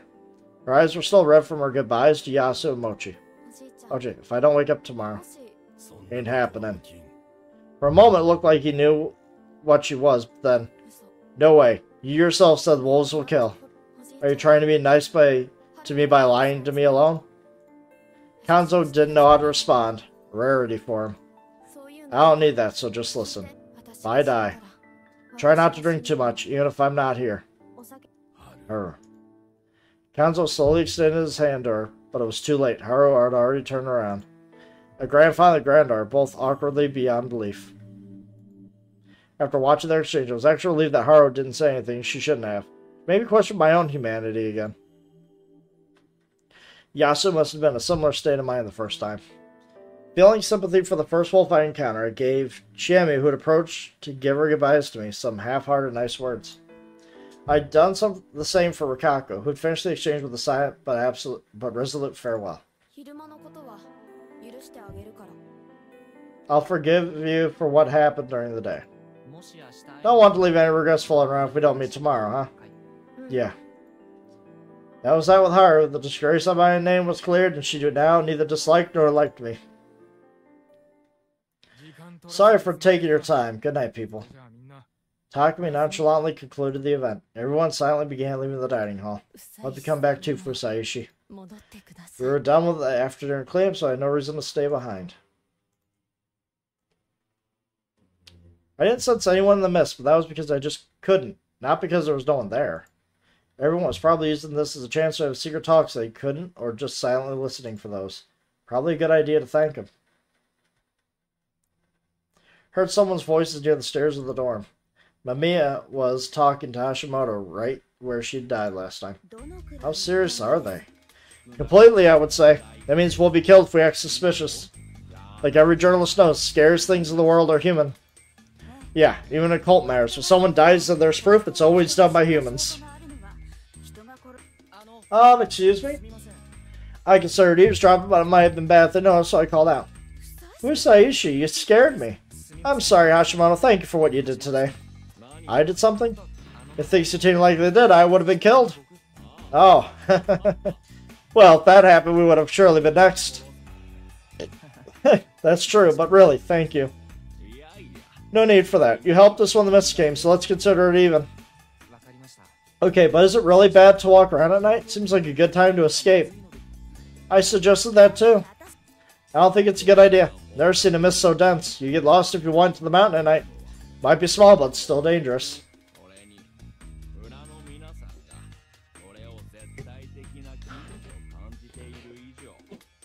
Also, the residents here consider that a taboo. They're probably the bigger danger. No comment. You really think they'd attack us? Oh, no. I don't think so. Just that belief can sometimes make people see illusions. We're surrounded by those who believe we'll eventually join the ranks. From my experience, the best thing you can do in these situations is distract yourself by trying to think about something else. Those are some meaningful words. You don't believe in any legends, do you? I don't. Think about whether I believe or not. That's something for the specialists to think about once they've assured their safety, right, Kyu? I don't know. I'm not sure if I can make an article out of this. Personally, I just want to leave this place in peace. See, hope that happens. That was the end. I bid them good night and went my own way. And met anyone else on my way back to the prefab. Yoshi didn't invite me to go talk. Thank you for following, okay. Let's see this name. Megan on an island. Megan on an island. There we go. Oh my god, maybe I'm more tired than I thought. How are you doing?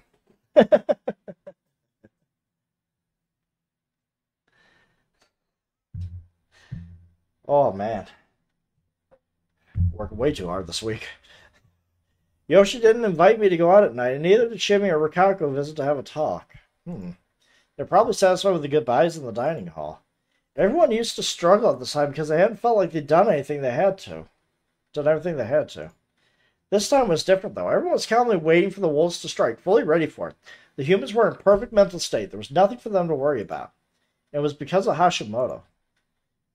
Then there was the exchange just now. Oh, well, if that would happen, we would have surely been next. To me, that sounded like I didn't do it for your sake.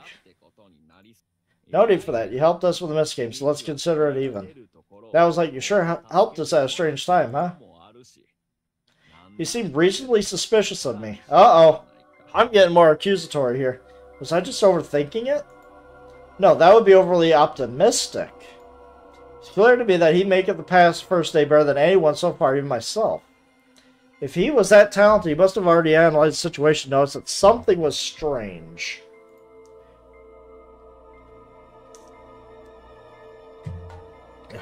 They happened to have their tires burst, then be given rooms and gotten caught up in the feast. It was clearly orchestrated, and I was the only one who stood out as a suspect. I'd been chosen by a village head, joined them in their van, and actively gave them a place to sleep. The situation was made even worse by the fact that they were right, and that I was a wolf. Since I couldn't mention Lupe, I couldn't really say that I was their savior. Not only that, but he was the monkey. He'd secured a good role and relationship with the others and had a surprisingly keen eye and mind. He'd have been an extremely reliable ally. I'd really appreciate it when he presented the idea that we shouldn't hang anyone today. After all, at that moment, just like Kanzo-san, I thought that not hanging anyone was foolish, thus I thought he was foolish too. But now, because of his idea, everyone became somewhat ready to accept someone's death, and to unify to defeat the wolves responsible. He also succeeded in preventing the lynching way smoother than I. I could only create a stalemate, while he actually talked to people voting for or against hanging. Kanzo didn't want to look like he broke, so he hadn't changed his opinion, but he was still pretty accepting of the idea not to hang anyone. Hashimoto did it with great finesse. It was something I couldn't do. We did eventually find out if it was a good thing or not, or rather they decide based on what we wolves did today. However, I already felt like I was falling behind him. Would I really have to defeat him? There was Mamiya-san too. She was way more stable and smart than last time. The way she pointed out that Shinaya was probably Okami or a great god showed that she would be extremely useful in finding out the truth. She'd also noticed I mentioned the badger without my help. She probably noticed it last time too, but hadn't mentioned it because she was a wolf. This time, with Hashimoto's suggestion, they decided that they would hang all liars regardless if they were wolves or the badger. That was a smart move. Kept the humans from lying just for the sake of it and countered the badger whether it existed or not. They were a pretty balanced pair. Mamiya-san was blunt and straightforward, while Hashimoto greatly reproved her and provided only the best solutions. They were a much better team than I expected. The fact they were enemies was pretty bad for us. As a wolf, I had considered the other humans too, especially the Oribe brothers. After all, their mother, the demon who tried to kill everyone and swallowed her last words for their sake, was a wolf this time.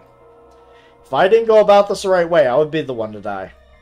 Haru probably wouldn't want to kill Yasu or Mochi either. Kanzo was her family too, but I wasn't sure about the relationship. Still, I didn't think she'd want to kill him. And finally, could I really kill Chiemi and Rikako? Though it was all made void by the looping, they liked me and I liked them. Would I really whisper sweet nothings to them during the day, only to kill them at night? I didn't want to do that. That thought was my last before my consciousness faded. Huh? Huh? I jumped up, throwing the blanket to the side. Why was I asleep? Didn't I have something to do as a wolf? I could feel myself turn pale as I realized I just made a huge mistake. But the next moment I noticed something that terrified me in a whole different way. There was something next to my legs. Huh? Unable to understand what that was, I let fear take control and pathetically backed away. Nothing was happening. I reached into my bag, took out a flashlight I got from the convenience store, and turned it on. What the hell was all this? Looked like parts of a costume. Particularly the kind used in action hero shows. No, that didn't seem right, either. It looked like some traditional ritual clothing. Bracers, tabi, straw zori, a faded kimono, and a hakama. All of it smelled awful, like half-dried laundry being boiled. There was something that stood out far more than the rest. It was a kimono underskirt with some blurry suture-like text on it. There was another piece of cloth with similar text on it. It was connected to something weird. Whoa, was this a mask? Noble gift we giveth you. You should wear this and cleanse yourself. Right, the thing had told us to wear this. We were supposed to put this on and cleanse ourselves. The bad smell made me really apprehensive. Did they have the order wrong? Didn't cleansing come before putting some sacred clothing? That reminded me, I hadn't cleansed myself before sleeping. Wasn't that bad? Remembering the situation, checked the time again. The phone I charged with the battery showed that it was 10 o'clock. Great Lord Shania momentarily put me to sleep to bring this thing here. What if I hadn't woken up?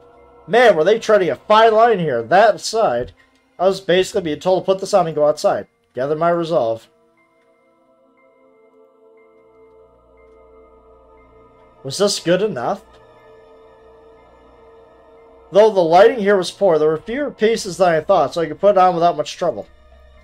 There was unexpectedly well designed, and from what I could tell, it was hand sewn. The mane, did wolves even have those? Seemed to be made of rice straw. Didn't seem like cheap at all, and though I couldn't be sure, it seemed to be designed to look divinely imposing. The mask seemed to be a wooden carving with insane amounts of detailed work put into it. True masterpiece. By the time I put it on, I didn't care for much about the smell. It wasn't hard to move or anything. The inscribed cloth on the bottom was connected to the belt.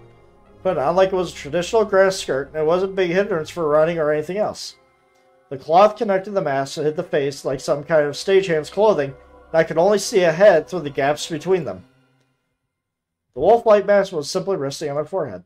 As I put it on, I found a bucket of ladle among the items. It was full of water, and I knew I had to cleanse myself with this. I was a bit apprehensive about this, but I took some water and poured it on my head. It jumped off the rice straws, making my shoulders wet or spreading across the area. Was I doing it right? I was still worried about just putting it on me, so I put my hand on the door. It said something bad outside. It wasn't anything vague, like bloodlust or evil mojo. It was just sounds I could actually hear. I heard grass being parted. I heard the sounds of something walking through the sand. Shallow breathing, low growls, distant roars full of malice. Reminded me of the time I was locked in the outhouse and I sensed something bestial outside. This was exactly the same as last time. There was something outside. Lots of them, in fact. Last time I only survived because I held the door shut when something was about to open it. And I had to go outside this time? I'd be okay just because I was wearing this? No way. Seemed like a sick joke. Oh, but I really wanted to see it. What a familiar sensation. Just then the doorknob clattered. Hisaishi, you awake? That would be Haru. Still heard beasts outside, but the voice clearly belonged to a girl. Haru. Haru. Don't call me that. Is it safe? If you wear the mask and cleanse. Was she telling the truth? Was it really her outside? If it was some sort of illusion, if I didn't open, my presence in this flow of events would be pointless. Fired myself up and unlocked the door. Whoa. Moment I opened the door, I saw a short wolf that scared me like hell. You're too loud. Are you really Haru? Yeah, look. She moved the cloth covering her face, and sure enough, it was Haru. She was clad in a wolf outfit and had the bucket and ladle in her hands. You need to take yours, too. We're bringing these? Yeah, we need to spread water as we go. She took some from her bucket and spread it behind her. The action was followed by squealing sounds. I felt something squirm and run off. What is that? The bringers of the corruption. She spread some more water. This time on me. Bro, it's cold. Hey, what are you doing? She repeated it a couple times with great intensity to boot. Because you haven't cleansed yourself at all. I'm supposed to be completely drenched? As if she felt that explaining this was pointless, she just touched the cloth near her waist. Sure enough, it was completely wet. Can I ask you something? What? Assuming that's how you're supposed to do it, how did you know that? I'm not sure why, but I just know. Are you hiding something? I'm not. We're both wolves. We shouldn't hide any. What are you worried about? Those words shut me up. Well, I get how you feel. I've calmed down already, so you'll soon be used to this, too, I think. Alright. I wasn't satisfied, but I backed down anyway. By the way, if you're not used to talking polite, you don't have to. Please don't act like we're close. Let's go. Kaori is waiting. Yeah, the chasm between us was wide. Or maybe Chiemi or Rikako were just too easy. Who knows?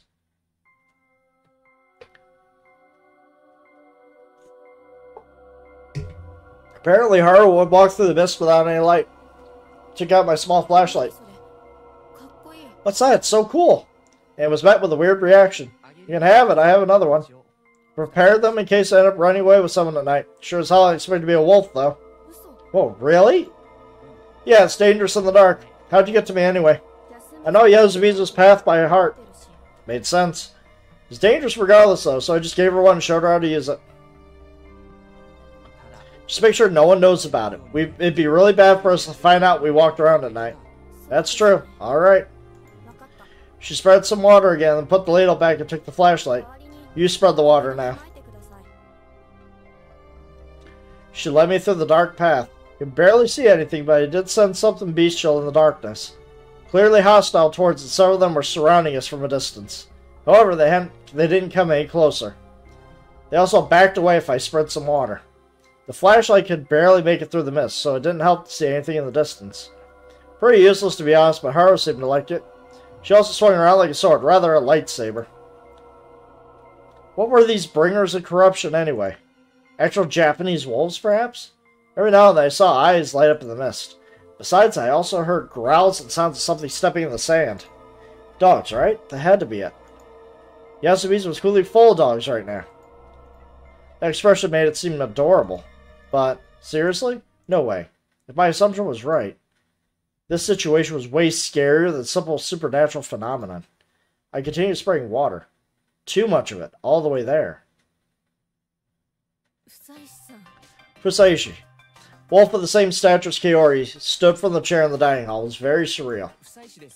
Yeah, I'm Fusaishi. You're Kaori, right? Yeah, I'm a bit worried. By the time I came, he'd already changed and was about to leave. You didn't have any problems? Not really. Did you also know how this works? Yeah, I have no idea why, but I just knew it. Strange, it probably had something to do with what Shinai-sama said. There were 3 of them, right? Is it supposed to be like that? I don't know. The journalist said that Shinai-sama was Okami-sama. Maybe that's why we have 3 of them. That means that there are guardians, 1 for each of us. Good enough for you? You mean you saw them, right? Right. That strange experience did actually seem supernatural. People tend to accept anything they can see. Then shall we go? Huh? Where? To kill. Wait, what? We have to decide who to kill first. Well, that's true, I guess. I'm in a bit of a rush. Looking at today's feast, Oji-chan is probably the best choice. I think Takumi is very dangerous too. Wait, are you too serious? About what? You have to kill your family. Aren't your sons important to you? She twitched and tilted in an unnatural way. I know that. Of course they're important to me, but I have no choice. I must do what Shinai-sama says. Kaori, you too, Haru. Do you really want to kill Yasunaga and Mochi? Well, I don't, but... What else can we do, though? Run away from here? There really wasn't the way to go. We'd get lost or killed by the monsters. The mist would just send me back to square one. All I could do here was pick one or the other. Bruh. Keys 17 and 18. This is certain death. 17 and 18. That is interesting. That is a choice. You know what? Fuck it. Let's die. Kill no one. We shouldn't kill. Can we just not do this? The rule was 1 kill per night just with the humans. That was the limit. Basically, we couldn't kill 2 or more, but there was no rule about not killing at all. Thankfully, we had the perfect situation for that. Get her up, KR. This is something divine. This is just a terrible conspiracy. You'll regret listening to it. Your body proves it. Body? You're shaking and can barely talk. It's so hard for you. You don't have to force yourself to be Shadai's servant. Thankfully, Takumi created a situation where they won't kill anyone if we don't kill first. No one here will have to kill anyone if we don't start it. Really? Is that true? Yes, as long as neither side harms the other, we can afford a solution to this. Of course, it's hard to maintain mutual trust in this situation. But isn't this much better for you than killing your own sons? You're right, of course. I did it. Yasumi's laws weren't absolute. I disproved it. Or so I thought. Oh!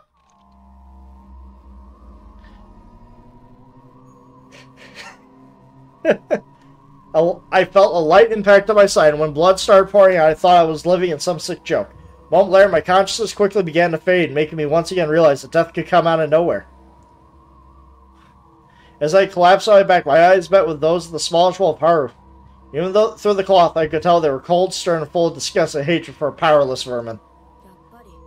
I shouldn't have expected anything from an outsider. The words were even colder than the encroaching shadow of death. Mountain's laws are absolute. In her hand, she had a bloody grass sickle. Know that, don't you, Kaori? My vision faded completely. We must put Nichan and Yoshi-kun out of their misery. At first, I felt the taste of blood fill my mouth, but even that was gone now. That's our mission. Couldn't feel warmth or cold anymore.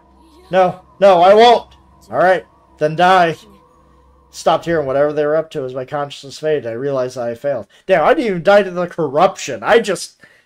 Haru just went straight massacre on everybody. Alright, man.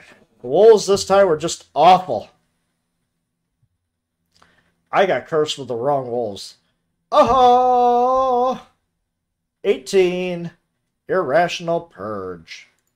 The key to the Irrational Purge. Alright, let's get berated for being a coward. Watch the thing corner? Hell yeah. Let's see what they gotta say for me being a coward and not choosing to kill people. You done it now, eh, Chief? But this was another impossible one. Don't fret about it so much, and let's get to the hint right away. Bad ending 21. Cold death from cold-hearted Haru. As you can see on the scenario chart, key 18 still isn't enough to open the lock. As you've seen this kind of thing before multiple times by now, you gotta try all the solutions available before you can come up with a new solution. Whether you're looking for a key or to use it, return to 6 darkness, all or nothing. Be sure to watch what happens. That's it for this time. Okay, he didn't berate me. He did not berate me. Alright. Well, go on a massacre, baby. We're wolves. Wolves must kill the Umabito. Yeah, that's what I've been saying. I'm fine with it, I'm just wondering if you are. You're not going to stab me in the back if I'm about to kill someone important to you, are you? I don't question your faith in Great Lord Shinai, but I don't think you're inhuman enough to throw away your humanity just because God told you to. I'll ask again, we're killing them for real. You sure you want to do this? Alright, I'm fine. She went and said it. What about you? Alright. Then, my words were cut off, and so was my breathing. What? We have to kill ourselves. Oh my god, Kaori, what the fuck? An intense heat or cold in my back.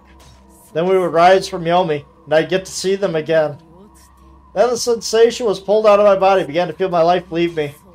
Then I won't have to hurt my sons. I understood that she was stuck between a rock and a hard place, but I didn't expect it to be so bad that she'd resort to such drastic measures. I collapsed forward. Now, Haru-chan, hold still. Traitor! That was the last thing I heard as I choked my own blood and breathed my last. Had I chosen the wrong way to go about it? How could I have convinced her? My questions faded with my consciousness. Haruti. Yeah! These wolves suck.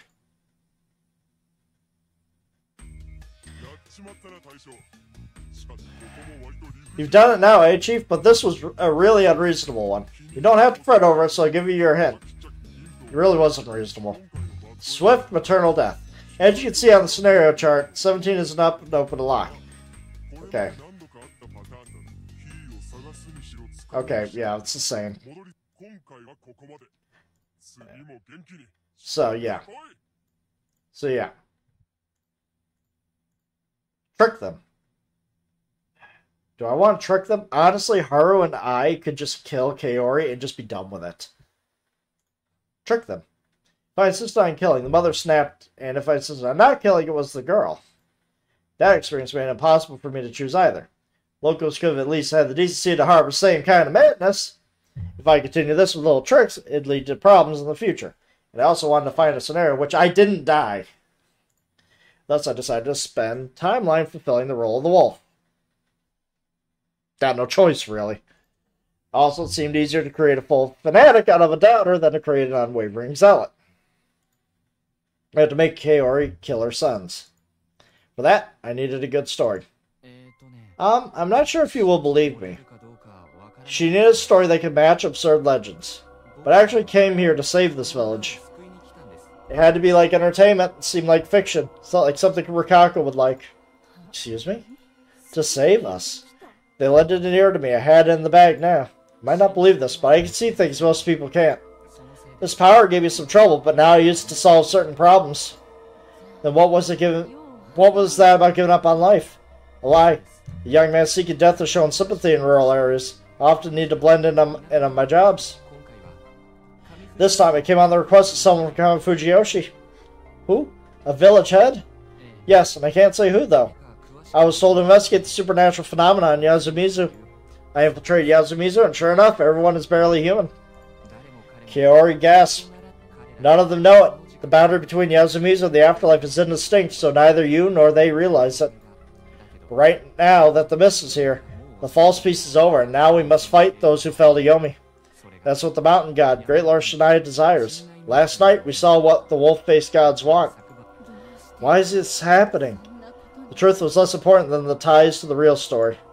That's the kind of place Yasumizu is. Anyone who eats local food eventually becomes a part of Yomi in both mind and body. That's what happened to the Great Lord Shinai's guardians, too. They resurrect whenever the mist comes, and this god must defeat them every time. Why is he being so direct about it? Because he's weak right now. That surprised them both. Shinai-sama is weak?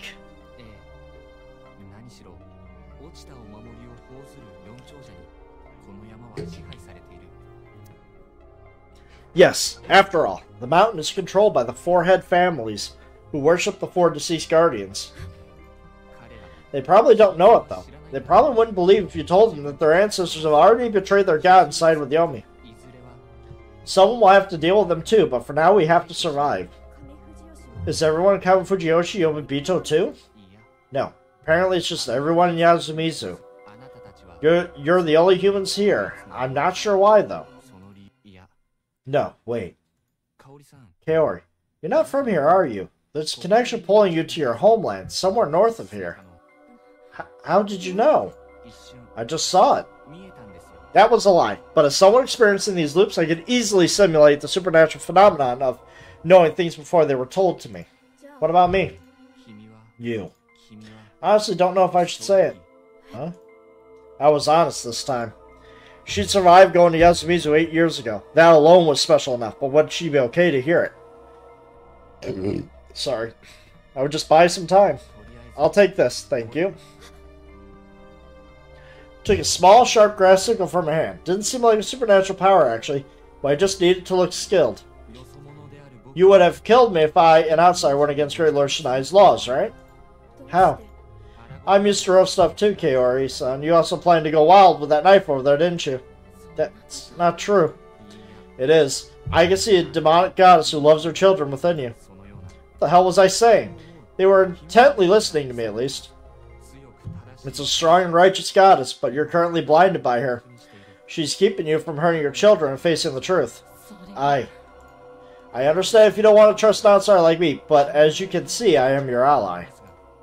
I have the skill and experience needed to deal with the Omibito, and I know what must be done for that. Kaori. No, without them, my life would have been meaningless. I understand it's not something I should say right now. But their lives don't belong to you, Kaori. They aren't a replacement for what Fujiyoshi took from you, and what you lost here, especially your husband.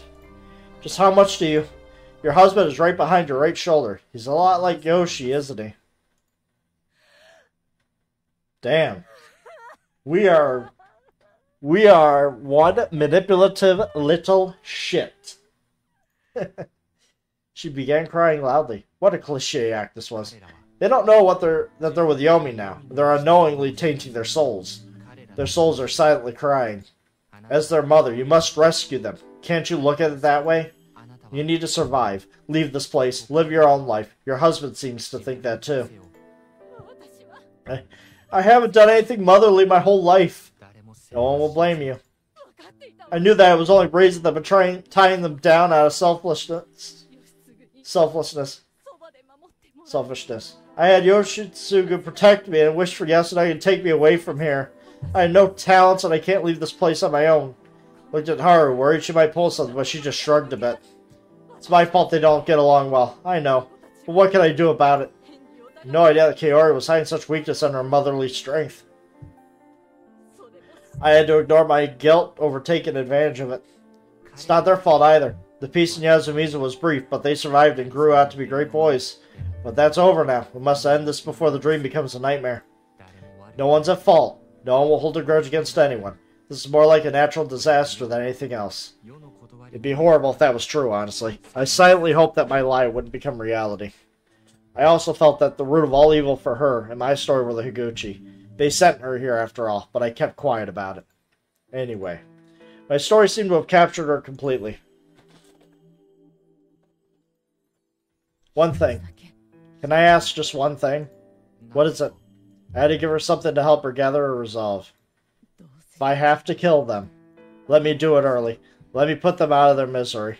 That wouldn't be good for us. If we made the killings personal, someone would notice. Taking out Yasu at the start was one thing, but following up with Yoshi? Would she even stay sane with them gone? But I'm fine with that. Haru had just silently listened for most of my story, but now she made herself an obstacle. You won't kill with us if we don't let you, right? I just want to put them out of their misery. That's it. That's always been it. I just realized it. If you don't let me do it, I will do it myself. See? If Kaori let her emotions take over and acted independently, she'd most likely put us in a terrible situation. She'd probably prepare food with Aconite. Kiyono would notice and she'd be hanged. That'd be of no use to us. She'd also use more messy methods, but no matter what they were, they'd have minimal effect. Violence needed to have perfect timing and force behind it. In that sense, Chiemi's rampage last time was perfect. If you make it personal and kill your sons, you will be suspected. Not mine, even if it gets me hanged. Your husband wants you to leave this place. If my sons or husband want it, I don't think I can bear killing them with my own hands. It'd trouble us. A single wolf's death means that a third of us would be gone. But, however, if you leave your death to us, then we will help you. This was awful. Yes, alright. It was awful.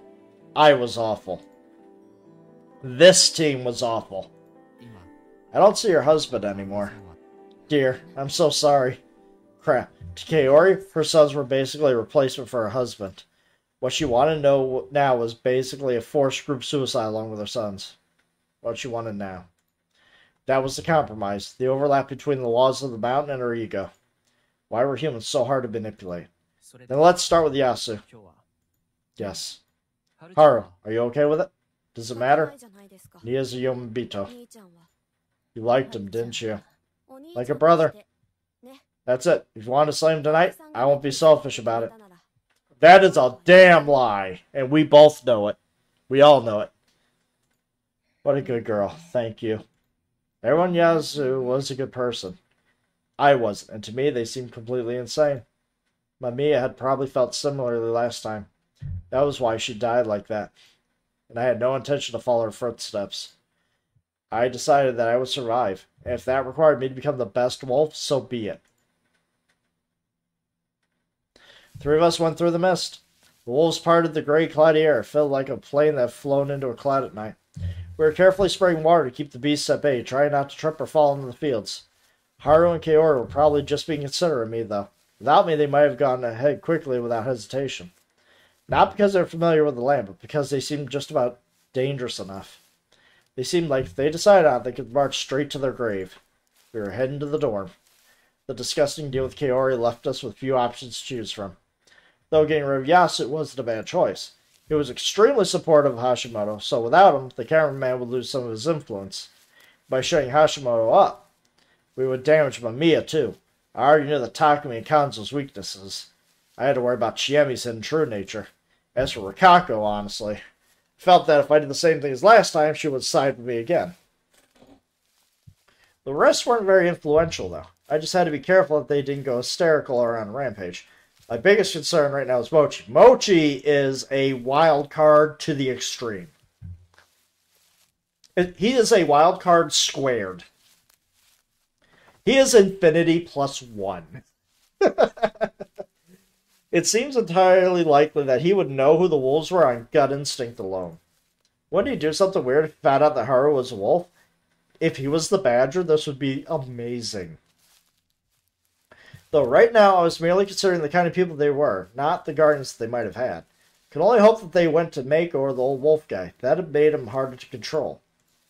Something about Takumi was bugging me too. I can't die yet.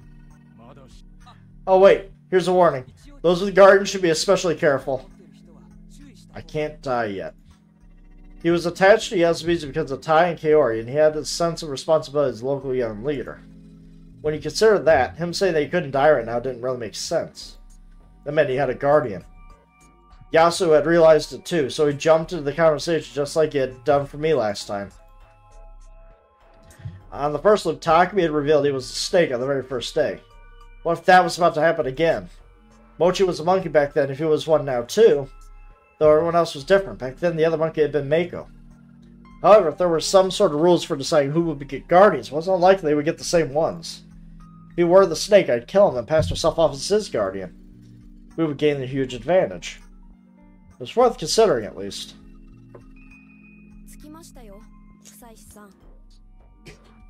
We're here, Fusaishi. As I thought to myself, we arrived at the front of the dorm. I could see the misty moonlight accentuating the building's outline. For whatever reason, I already smelled blood.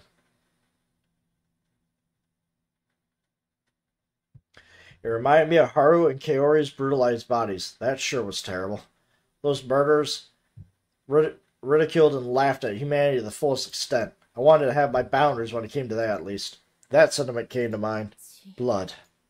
It faded as soon as Kaori said that. She was pointing at the stairs to the dorm.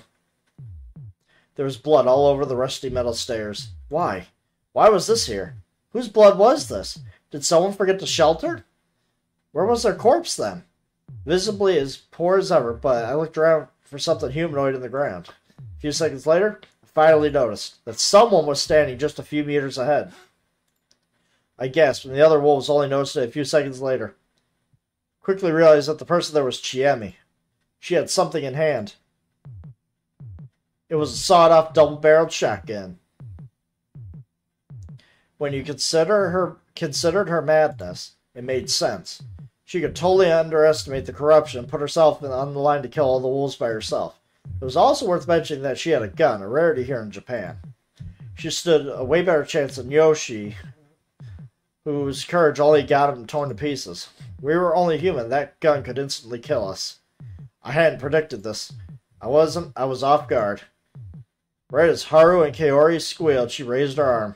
Honestly, I was impressed. She managed to stay unpredictable every single loop. I wouldn't have stood a chance against her if I didn't have my looping. She was a joker to me. A bloody, merciless joker. Alright, I clearly lost this time. I had to do better next time. At that moment, she's the Badger. I mean, she's awake out here in the corruption, so she had to be the Badger. That moment, her lips moved. Never mind. A flash. What I saw wasn't the Reaper, but a smile lost to a crimson explosion. At that moment, I wasn't able to do anything but stand in place, completely frozen. The two behind me shrieked and clutched my shoulders, but I ignored them. Chammy had just unalived herself. Wait. I don't even... She better not have been the Badger. If she was the Badger and did this, oh my god, we were so fucked. With a mischievous smile, she pulled off the sawed-off shotgun from in her mouth and blown her head off from the jaw. It was insanity. This time she'd gone way beyond whatever I could imagine. What was this? What was this feeling of loss? Was I feeling because I wouldn't see her ever again this loop? Was it the despair at the fact that a part of my brain was actually thinking, crap, we wasted one night's worth of murders? Or, Araki, was it the fact that, don't become, I would never be able to ask her what she said? What's going on? Hey, Fusaishi, she just, we can't kill today. Huh? The loss is that we can only kill one per night. She probably didn't have a guardian. By sacrificing herself, she protected the humans from losing anyone more valuable. But no, she was awake at night while we were all forced to sleep. She was probably just a human. She decided that this was the best way for her to contribute to her side. Then, we can't kill Yasun today. Oh no. We have no choice, Georg. If we kill more than one, you won't be able to fulfill your desire either. She outplayed us completely. Or did she really? I felt like I still couldn't match her in cutting no matter how hard I tried. I stayed still for a decent bit, just looking at her mobile remains within the mist. Let's do what we have to. Yes, be careful where you walk, and good night. We couldn't just stand there, so for now we returned to the dining hall and talked. My body was completely wet, but since I'd worn the costume for so long, I actually began sweating. So taking off the mask was way too refreshing. Then when it was time to return, Haru and I once again put the mask on and left the dining hall fully equipped. Almost no water in the bucket by this point. But honestly, since our costume was so wet, it wasn't likely that the bringer of corruption would attack us. Here's good enough. The construction site is right up the hill. Haru said that right in front of the dorm. Her tone was uncaring as always, but her words seemed to express some consideration. You okay? We're gonna walk by Chiene's body. Yeah. Sure you can handle it? Don't think I can. Probably be worse if I could, though. But it's night, so... So what? I don't get her reasoning, though I could kind of relate to her. Let's stick with the plan, alright?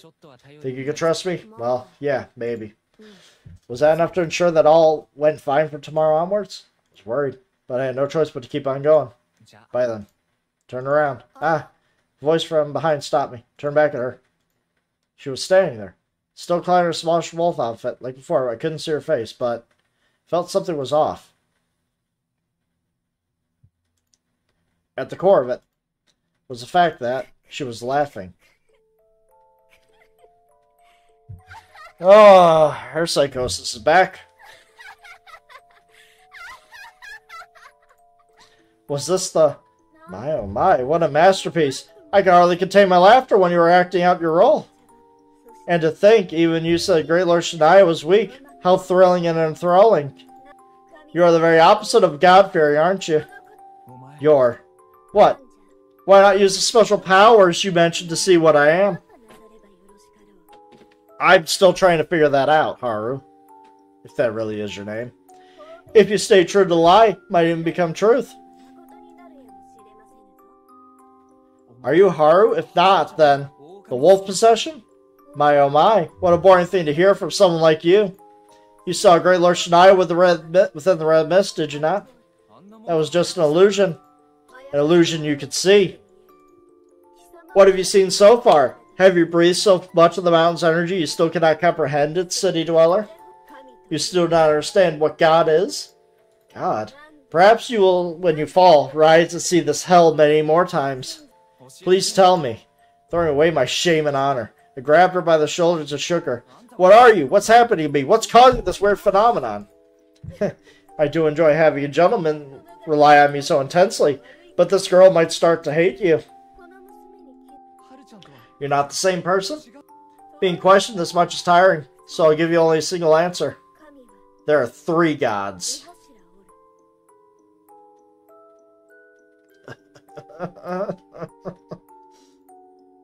I know that. The Okami-sama are 3 wolves. The parents of the child, right?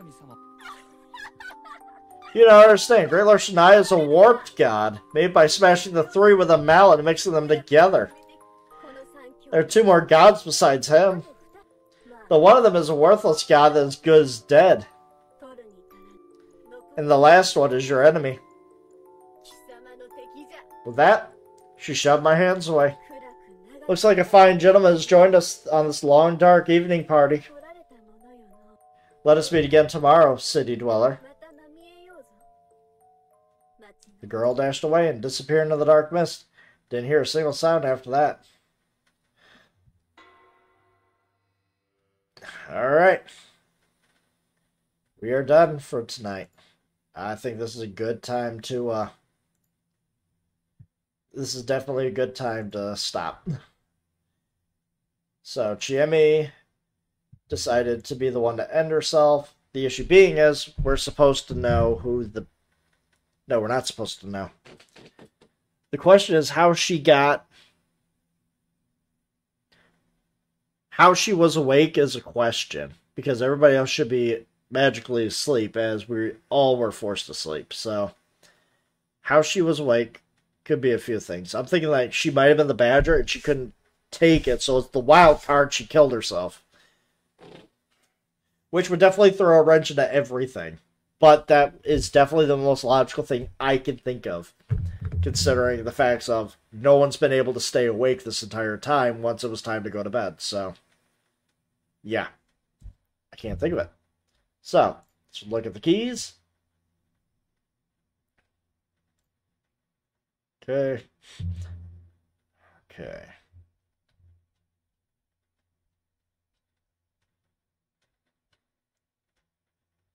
Alright. We got the key. Hurty. I've finally become a wolf, but there must be things I can only see from this perspective. To be a wolf means murder is unavoidable. After telling her that, my supposed ally Kaori killed me. Glad wolves can be virtuous, but getting killed isn't my idea of fun. What should I do? Rational purge.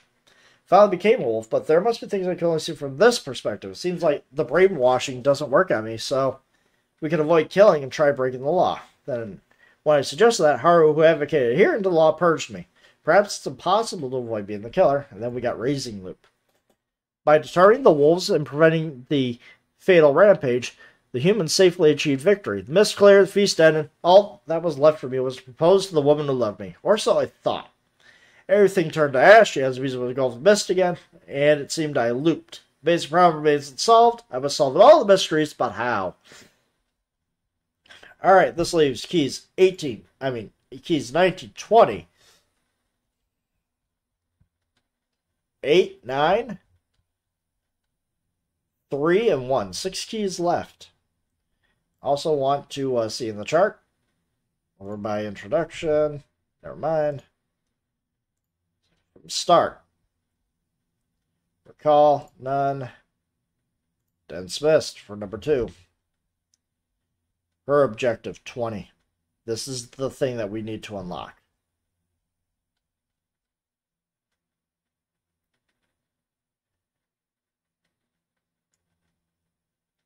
Hide in the outhouse. 3, 8, 19, and 20. We got none of those keys here. That is also interesting. I think we're completely done with this one. Nope, we have 20. So, key number 20 is very important. It unlocks quite a number of branches here.